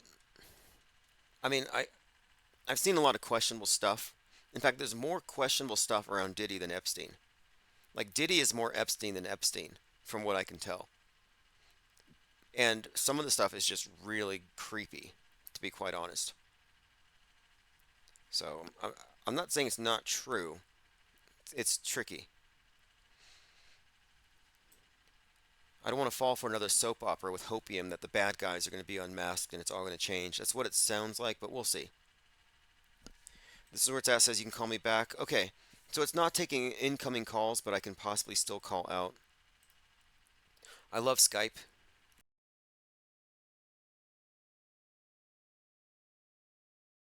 Okay, I'm making an outbound call. That troll the other night had no problem getting through.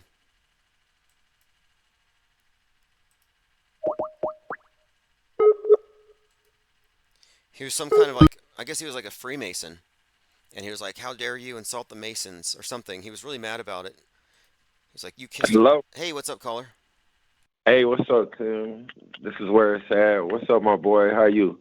Pretty good. Thanks for calling. I was just saying that the previous caller was a total troll. I think he was a Mason. And he's accusing me of stuff. And I'm like, how did he get through?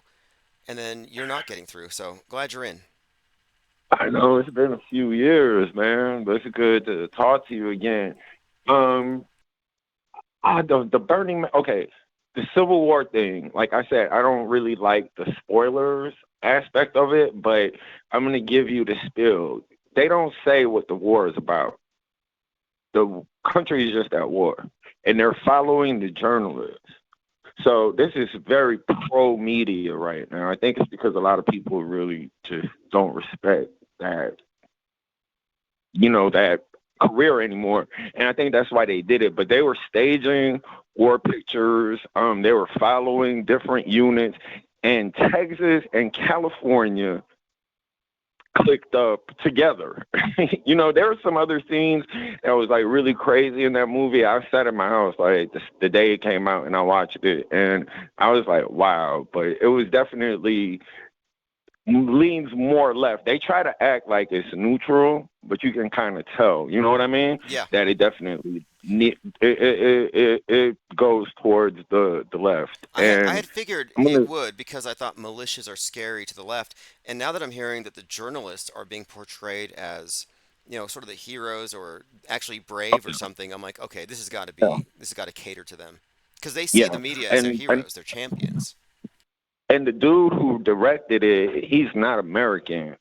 And another thing that I think that they put in there that I found really interesting, like I said, since we are in the think tank mode, so I'm just gonna say it. At the end of the movie, when they were chasing down the president, guess what was not in the White House? What's that? So no tunnels. I thought that was weird. You know what I mean? A White House with no tunnels to Yeah, sneak didn't. girlfriends or cheeseburgers. I thought it was really weird. Yeah, that's conspicuous because I thought it was assumed they must have something. Maybe they'd have to leave it out for reasons of national security, but yeah, that does sound. Now, Yeah, but yeah, what I'm thinking with that director, you mentioned him before. He did 28 Days Later, which is about a rage Garland. virus. Same guy, Garland. Yeah, Garland. So I'm Yeah. thinking there's a connection here because the Twitter/X thing has been pointed at as the source for these shooters getting all this information, and then they're full of hate and rage, and they go out and do these shootings. So I've been calling it Disease X, and so I think it's interesting that the militias are going to be pointed at as dangerous because I think it all ties into the idea of these individuals have caught the rage virus that was spread on the internet. So I think part of this whole thing is about the radicalization via uncensored or rather unregulated content. Yeah, absolutely. And somebody had put something in the chat about, the meaning of fire and all that. If you, and I don't know if I could say it about one of the subjects I was putting in there about certain buildings that's been getting burnt since what happened in Canada, I believe it was, where a dude burnt 3 of them buildings. Yeah. If you put in the name of that building and in the Google machine, if you type the name of that building and them burning, there's been a ton of them. I think that there's between 5 and 10 of them since what happened in Canada. It's really weird. It really flew under my radar. I just put it in the Google machine just now. You know what I mean? I don't want to say those things because I don't want, the censors and big brothers to jump on us, but it's really weird. I think you could look in them. Might find a nice little hour-long documentary on those specific buildings burning. You know what I mean? Because you ain't comment on any of the comments that I put in the chat about it. You know what I mean? So I'm like, okay, he's skirting this, so I'm just trying to be a little, Okay, okay. I'm looking here. I was searching headlines and I'm finding a number of these Masonic buildings in the last 18 months. Like, okay, yeah, El Paso Scottish Rite Temple, arson, and I've actually been that was the first lodge I ever went to. I wasn't a member, but I was just intrigued because it had these sphinxes out in front, and it was an old building, and it was down the street from where I was, and I just walked in one day and they showed me around. I went upstairs the elevator to the temple room. They were really open about it. But I've been at that temple, so that one was burned. Man arrested in Georgia. Another man, one, in Florida, BC, yeah, there's a Florida, ton of them. Zanesville. Okay, the Florida, Chattanooga. These are all recent. Man dumps gasoline on Leesburg Masonic Lodge. I'll have to look Yeah, into some every of these single one of these. stories are interesting. And one of the Masons said, that's fine. I joined the Masons because they're builders, so we'll just rebuild it. And then there's another one. There's a ton of articles on this subject. Some of them are really, like I said, I just did my minimal amount of research. You know what I mean? And I'm like, they just haven't been covering it on a nationwide type of basis. You know what I mean? Or So worldwide. yeah, yeah. I'm thinking that these are likely all inside jobs with a dual purpose. One of them probably worshiping Moloch, and then the other one demonizing conspiracy theorists. And making money too. Yeah, there has to be a financial. Insurance. Yeah, exactly. I'm looking at these as likely scams with the scapegoat story attached because I would never advocate. Like I said earlier, I went into the lodge. I see it. I don't know what it is. I read about it on David Icke's books, and I'm like, I want to see for myself. I'm like, Yeah. go in and ask questions, and that's I've exactly what been I in did. one too. They give you a tour and everything. It's weird. It's really weird. You're figuring there's nobody walking around in robes. I don't know though. Yeah, to me, they're just kind of like the straw men. You know what I mean? Like it's identity theft. I don't think that the people that's running this place are having beers. Shooting the crap. With their homies on Sunday night after they do their little thing and they drink beer or whatever.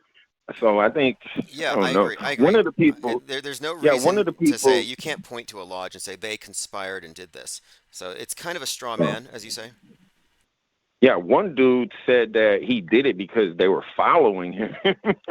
I was like, okay, that's kind of intriguing because the whole gang stalking thing, with what's going on in that community. But I don't know. It's really interesting and stuff like that. But yeah, but the New York Post, they had a really funny picture of that lady reporting, and it was like she had the biggest duper's delight, my boy.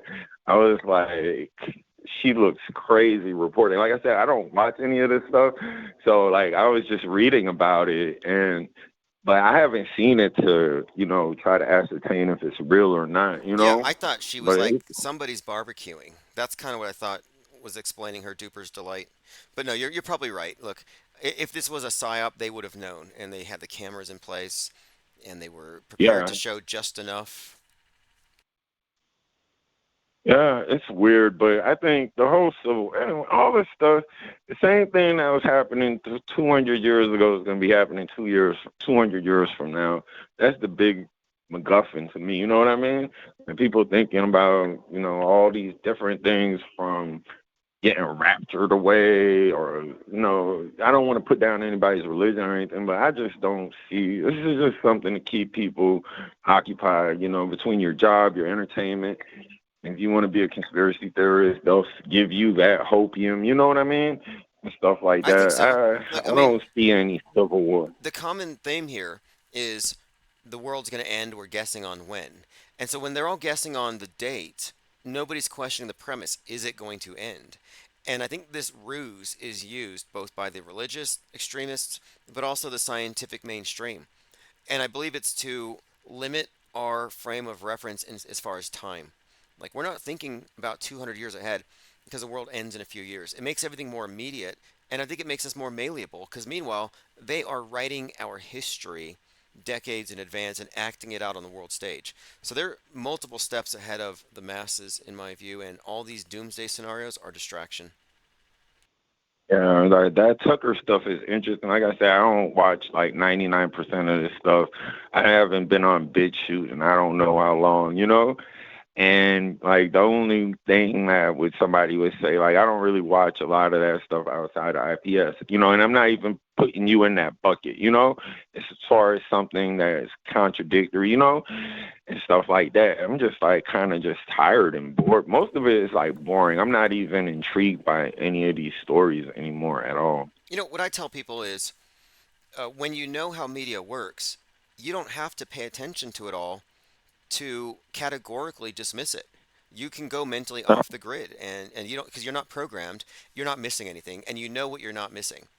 And I mean, Yeah. you know what you're missing. I mean, you know that it's like, okay, I'm missing these ups and down dramas, and you can choose to care about it, to examine it, but you're you're not missing anything by not paying attention.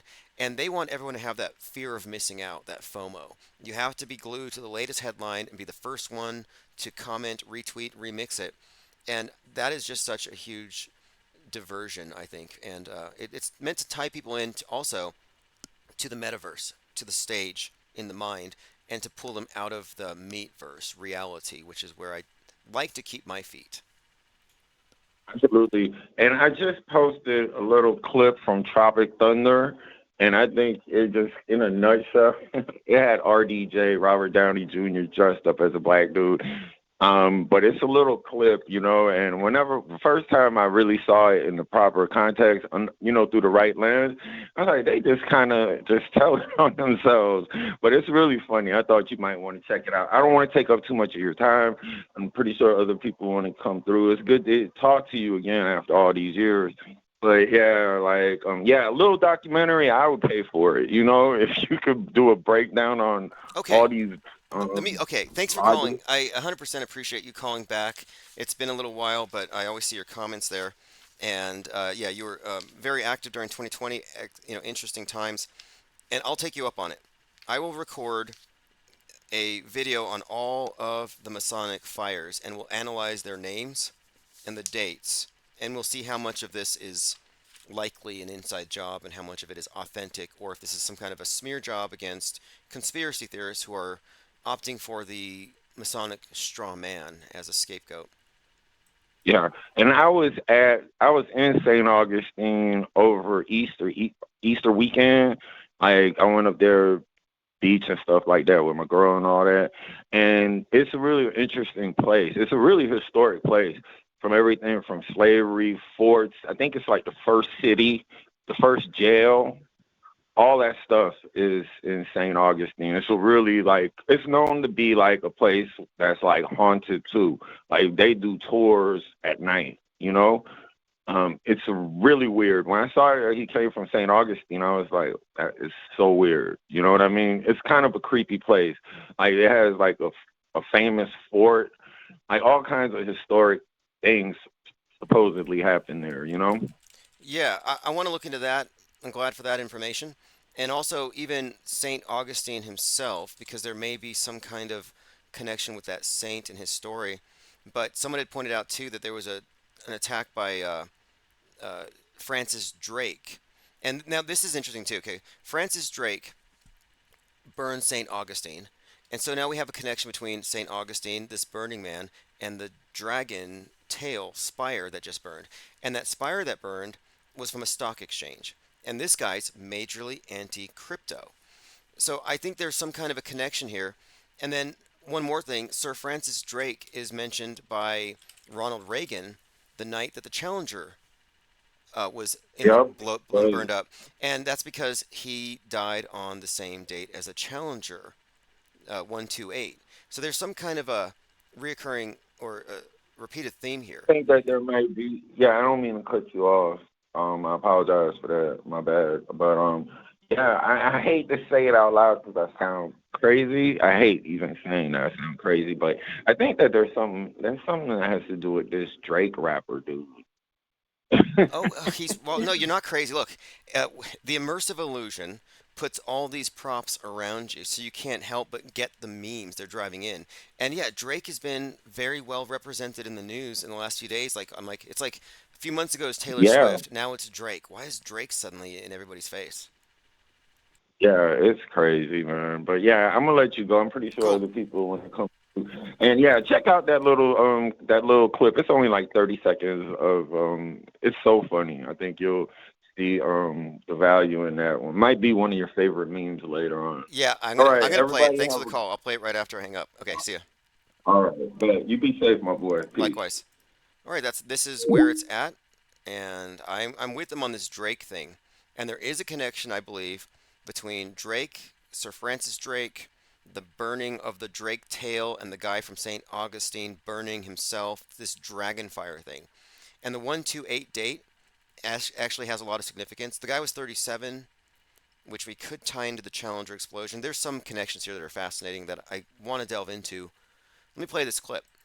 It's me, Tug! It's me, Tug. That's right. Now, Tug who? Tug who? I don't know. Who are you? Me? I know who I am. I'm a dude playing a dude disguised as another dude. What? You a dude that don't know what dude he is. Or are you a dude who has no idea what dude he is and claims to know what dude he is? It's me, Tug! Now that's from Tropic Thunder. That's Robert Downey Jr. in blackface saying that he's playing the dude that. Let's see if I can get the exact transcript here. I don't know who you are. Tell me who I am. I am the dude playing a dude disguised as another dude. What you dudes don't know is that you are a dude who has no idea what dude he is, but claims to be a dude who knows who he is. Imagine being a crisis actor deep faker. You'd be constantly running into that conundrum. Okay, we have a message from Armin Ra who says, I'll post here what I wanted to say about the burnings. In the book of Enoch, he builds two pillars, one of brick, resistant to fire, one of stone, resistant to water, containing all the knowledge of man. If in the last script the age ended with water, the current ends with fire. This may be the script relevance of fire concurrently, burnings, nukes, volcanoes, etc. And the heating up of the globe. It's getting hotter. You may be onto something with this, because we're looking at reset symbols, and even the atom bomb, which has been prominently recently, but Christopher Nolan and Batman, Dark Knight Rises, the bat has been a symbol of the phoenix, the burning bat thing. So he's been associated with this phoenix thing, and it does seem that the nuke could be that which would precipitate the new empire. The EMP, shut it down, build back better, nuke winter, but it would start off with the fire or the explosion, the conflagration. Lickety Split says, yeah, exactly. So 37, You flip it, 73, you get L. 73 seconds, Challenger explodes. The Challenger explosion happens on the anniversary of Sir Francis Drake, but also the anniversary of Apollo 1, missed by a day, but 19 years. And that was another fiery immolation, 3 people burning in the capsule. So that date stood out to us. And then interestingly, 128 is the date, well, 12/8, Leave the World Behind comes out. 128 a.m., the bridge gets hit, the Francis Scott Key Bridge. Again, the 128 kept coming up. 1028, the environmentalists are wearing the shirt. We have 1028 days left. Matt Perry, who's figured in Leave the World Behind, and then also his character, Chandler Bing, have connections to this. He dies on a lunar eclipse, 1028. Character's birthday, 4/8. But this 128 thing has showed up in a number of places here, even at 1 hour and 28 minutes, 128 minutes into Leave the World Behind. There's a scene that looks like the Baltimore Bridge scene. By the way, there's a Mountain Dew coming out called Star Spangled Splash, which many have suggested may correlate to that bridge splashing into the water.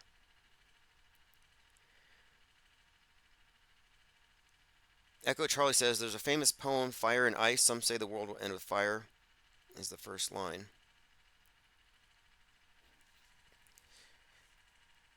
Fascinating. I kind of think we're in the age of Aquarius. It's the flood, but the flood isn't water. I think there's an information flood, an info dump. There's so much information that there is no possible way for someone to arrive at a coherent view of truth without having it mixed in with a bunch of lies and misinformation by design. I call it the lie world order. We're on a raft atop the sea of irrelevance, but everyone else is beneath the waters. They're submerged in it. But we're fully aware of how this thing works, I believe, as far as they flood us with so much information that you're left to depend on sources. Reach for the blue checks to pull your head above water. Reach for the influencer that you trust. And of course, all of these are misleaders. Violet Penguin says the Brooklyn Bridge and Leave the World Behind also just had protests for Gaza, and they burned USA flags. Right? And okay, then the Golden Gate Bridge was shut down. And it's not a safe time to be playing on bridges, because a number of bridges have been Leave the World Behind has kind of foreshadowed the plane thing, planes falling. Bridges have also been, and cranes falling, but bridges have been a theme. So they shut down Golden Gate Bridge. Adjacent to Golden Gate Bridge was the Francis Scott Key Monument, and they called it a monumental reckoning. And this is fascinating because Leave the World Behind is about America's great racial reckoning, 1619 versus 1776. The Francis Scott Key Memorial was replaced by a monument. That monument was replaced by one for the 1619 project, or what you would call it's like a tribute to the first transatlantic slave ship, the White Lion, bringing over the first group of slaves. There was like 350 or something. But I was like, wait a minute here. You have a 1619 themed monument replacing a Francis Scott Key. Again, national anthem is kind of what we're bringing up here. The national anthem is a big part of this story. The Black national anthem is this, Lift All the Voices or something, which it's not even a Black national anthem, but it's been brought up as a sort of a controversy. And it's a faux controversy. But I think there's a significant thing here that the Francis Scott Key Memorial was vandalized by BLM and then replaced by a new monument relating to 1619. I mean, these are, I think, indicators of the story and what's being told and how it reflects the entertainment. It's like the entertainment world is just like literally reflecting back what we're seeing in the news, and it's a reciprocal thing. These aren't coincidental alignments. These are contiguous narratives. And the story is the boat hitting the bridge, the national anthem, like kneeling on the national anthem, the 1619 project, what that implies. It's too layered to call it mere coincidence, and we're by no means cherry picking. In fact, we're just looking at what is specifically being put in front of our faces. Tim and Vic 131 says the dead pilot on the beach in Leave the World Behind looks kind of like the Ukrainian captain of the Dolly. The fact the boat was called Dolly is like, okay, the surreal painter, but also his image of the broken bridge. It's all kind of, I think, indicative of the surreal nature of it all, but there has to be a deeper meaning, and I think it has to do with surrealism, the unconscious, or rather the subconscious mind, and how what we're really looking at here is media taking control of us by programming our subconscious minds and then tapping into that programming with current events. It's like MK Ultra, but they can trigger people en masse at any time. All right, let's continue. Echo Charlie says that it's cool they didn't bring up the issue that caused the Civil War. Clouded the future is. Yoda. Same thing with Leave the World Behind. They left it open, but it's kind of hinted at with Kevin Bacon's character that it's a white nationalist attack. But I think there's an opening here. I think there's going to be some kind of white nationalist threat, and they went online, mixed in with Russians, got a dirty bomb, but it's going to be a Timothy McVeigh scenario. That's what we're being prepped for. The next 9/11 is going to be a domestic violent extremist. Someone mentions here O.J. Simpson was sentenced to 33 years for his robbery case.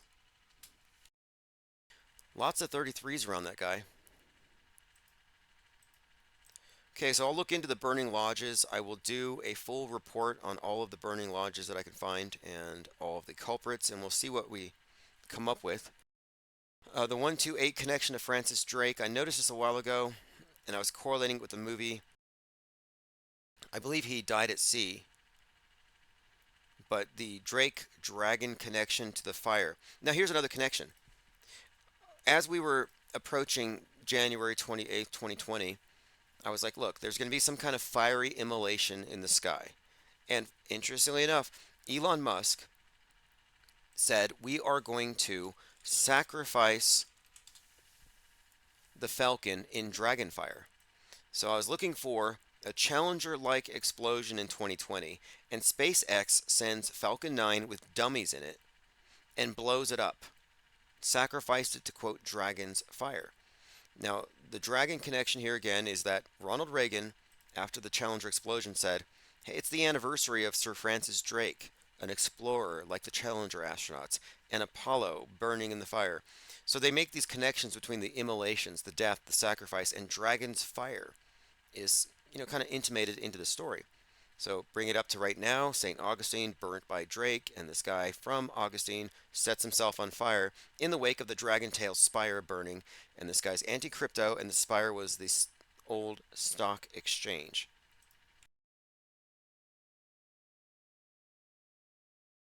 Jay Diggs says, I think Kevin Bacon implies it was the Chinese, but they imply the white nationalists will be well stocked in an emergency.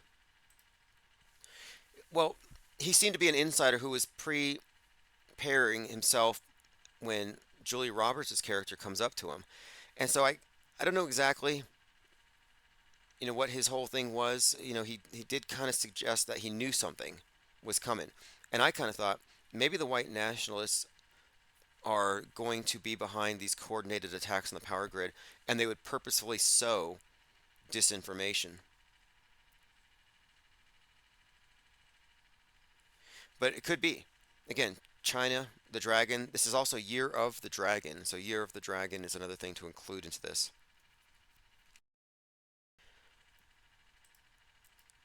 Okay, let's move on. Another aspect of the story, of course, or the current event, is that this is the anniversary of Waco. You can't ignore that. Max Azzarello's last Instagram post before lighting himself on fire, self-proclaimed. Now look, he's calling himself a, quote, investigative researcher.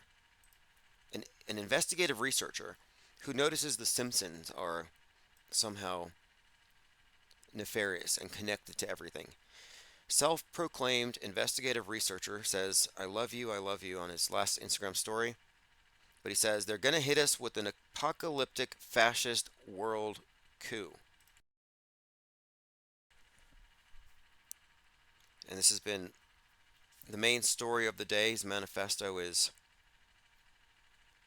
easy to find. He's on Substack. Again, Substack is also something that is targeted for deletion and cancellation because it's an enclave for non-leftist thinking. Can't have that. And I'm not on the right, even though I'm not on the left. And if you're completely honest, you cannot be making moral equivalencies. The left is loony. The left is married to government. It is psychopathic in many of its views. It has the unconstrained man. They believe in state-olatry and all that. But the right is kind of going down a similar path. There's no conservatism. Nobody's rooted in objective reality. But I don't reflexively go anti-left because that's what the right does, and they walk into every trap. They fall for every psyop. That's why I've been taking the anti-anti position. It's not the center. It's not like, oh, left sucks, right sucks. Let me go behind RFK Jr., a guy who walks barefoot on airplanes, even in the airplane restrooms. Like, he's afraid of the vax, but he's not afraid of walking barefoot into an airplane restroom. I mean, the guy is not a viable alternative to the left-right paradigm. There's no happy middle. There's no objective, or rather level-headed person on the world stage. If you're on the world stage, you're in the mind war. You're full of all kinds of superstitions that make you dangerous to yourself and to society, but everybody's dangerous to themselves and society in the same way. We live in a global doomsday cult. This is where it's at. It says militias were running amok. Yeah, and so the militias, of course, are MAGA. That's going to be the inference here. Now, in his manifesto, he did say, if you share the story, you can bend history. And he talks about a small movement with these truth-colored glasses can become a big one and show the emperor has no clothes. How can you start a small movement when you burn yourself? But I took that to be, I don't know, just, I'll say coincidental to much of our rhetoric here about the idea of forming a movement based around a proper interpretation of media that reveals the emperor has no clothes. And I've been describing this as a news-bent reality, that they bend history. And I don't know anybody else using that phrase. Oh, they're bending history. And he says here, if you share my story, you will bend history and stave off the apocalypse. I feel like they plagiarized me a little bit. And this would be typical. The demonization of the critics of the mainstream media is one of their main jobs, and they do get into the weeds here, and they're trying to make sure that anybody who talks about any kind of conspiracy theory gets put into that group. That's why they honed in on the Simpsons and predictive programming. They want to say the people noticing predictive programming are now somehow, dangerous or something. And if you remember, just like a week ago, you had that 34-year-old influencer who said that the world was going to end on the apocalypse, and so she killed her kid, killed her husband, and killed herself. And that was all described as more or less a consequence of being too immersed on social media.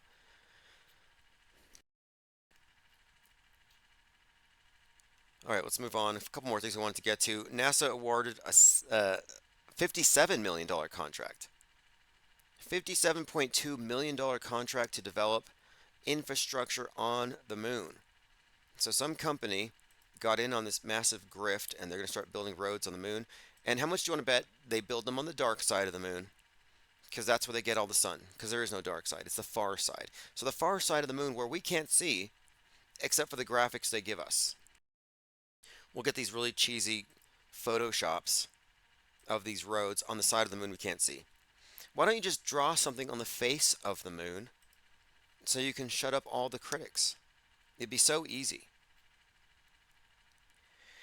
Middle schoolers walk out and protest over furries who have gone feral in their schools. A few years ago, it was furries and litter boxes. Now it's furries going feral. Okay, here's the one the caller referenced, who has the duper's delight when she smells the barbecue. Oh, what do you say? We also are seeing an active shooter. An active shooter is in the park outside the court. We have a man who is he has set fire to himself. A man has emblazoned himself outside of the courthouse just now. Our cameras are turning right now. A man has now lit himself on fire outside of the courthouse in Manhattan, where we are waiting for history to be made. A full jury panel is gone. We are watching a man who is fully emblazoned in the front of the courthouse today. We are watching Word of the day, emblazoned. I like it. Emblazoned, off the cuff.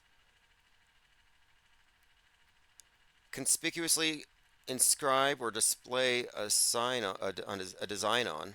T-shirts emblazoned. So emblazoned, I don't know if that's a word that you would apply to an immolation, but he was carrying a sign and in a very conspicuous way delivering a message. So in a way he was emblazoned, but anyway, this was the person who was told on her mic that something was going on. She misidentified it as an active shooter, and now they're looking at the fire here. And this is outside the courthouse where Donald Trump is sleeping. Multiple fires breaking out around his body and person.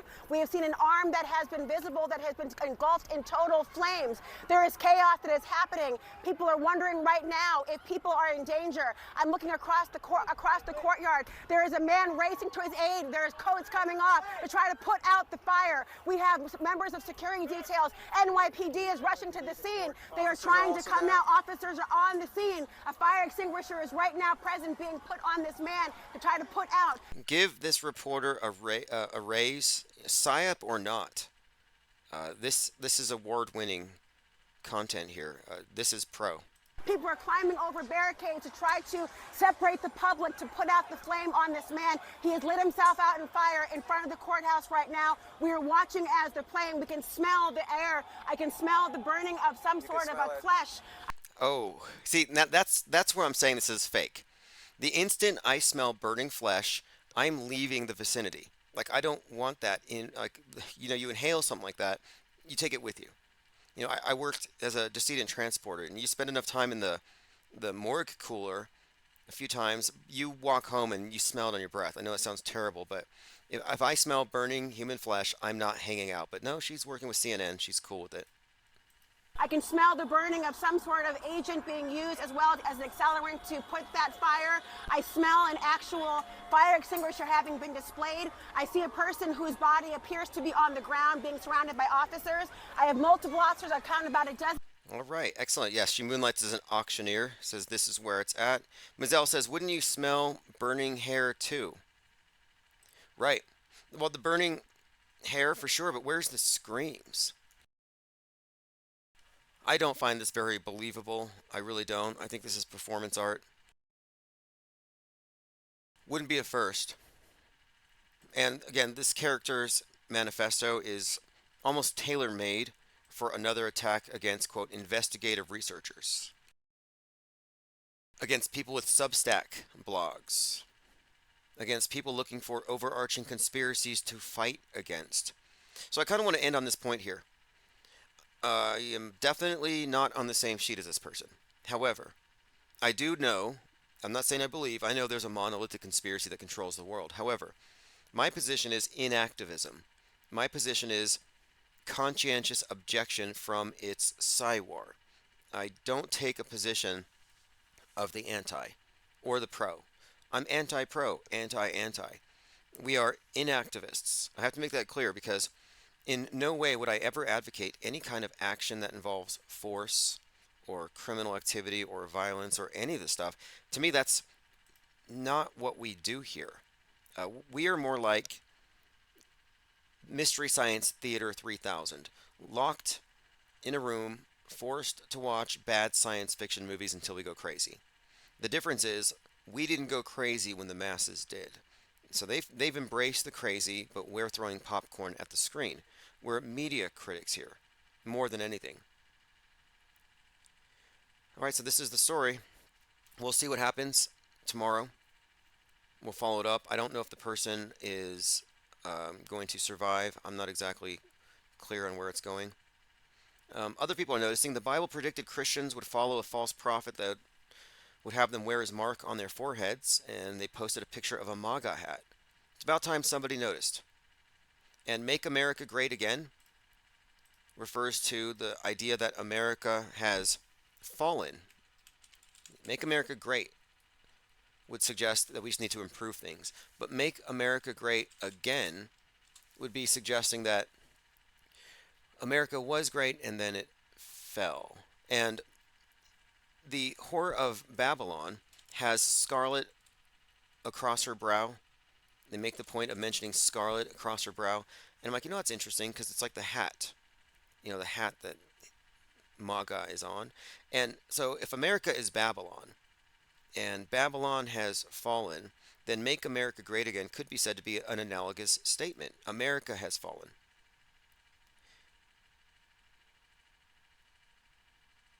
This is where it's at. It says Drake's new album is emblazoned. Let's see what else we have here. This is where it's at. It says she lies so easily. She's going to get an Emmy.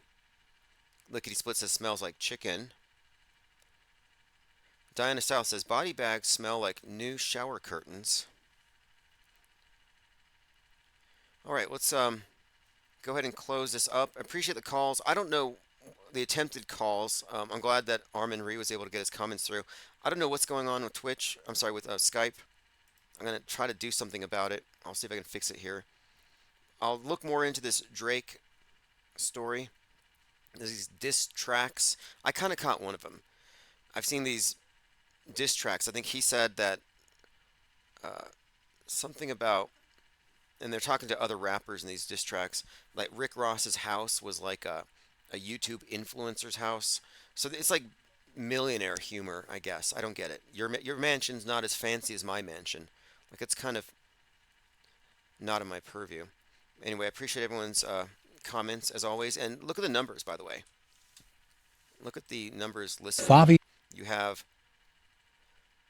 175 at IPS Think Tank on X. We have another half a dozen at DLive. 75 on YouTube. We have a handful over on Twitch and about 20 on Odyssey. And then there's a whole other group of people that I'm not able to track real time right now from where I'm sitting, but on Radio King and TuneIn. So if you want to find all the different places you can listen, just go to ips.monster. And if you want to get the archives, or go to Patreon, Infinite Plane Society, and sign up. You'll get archives sent to your inbox, so you won't miss anything. Plus, you will get those live stream notifications. So we'll continue this conversation later. I have a couple things to do, but I think tomorrow for Infinite Plane Saturn Day, it'll be very active. This is Chief Crow, Auto Hoax, or GTFO.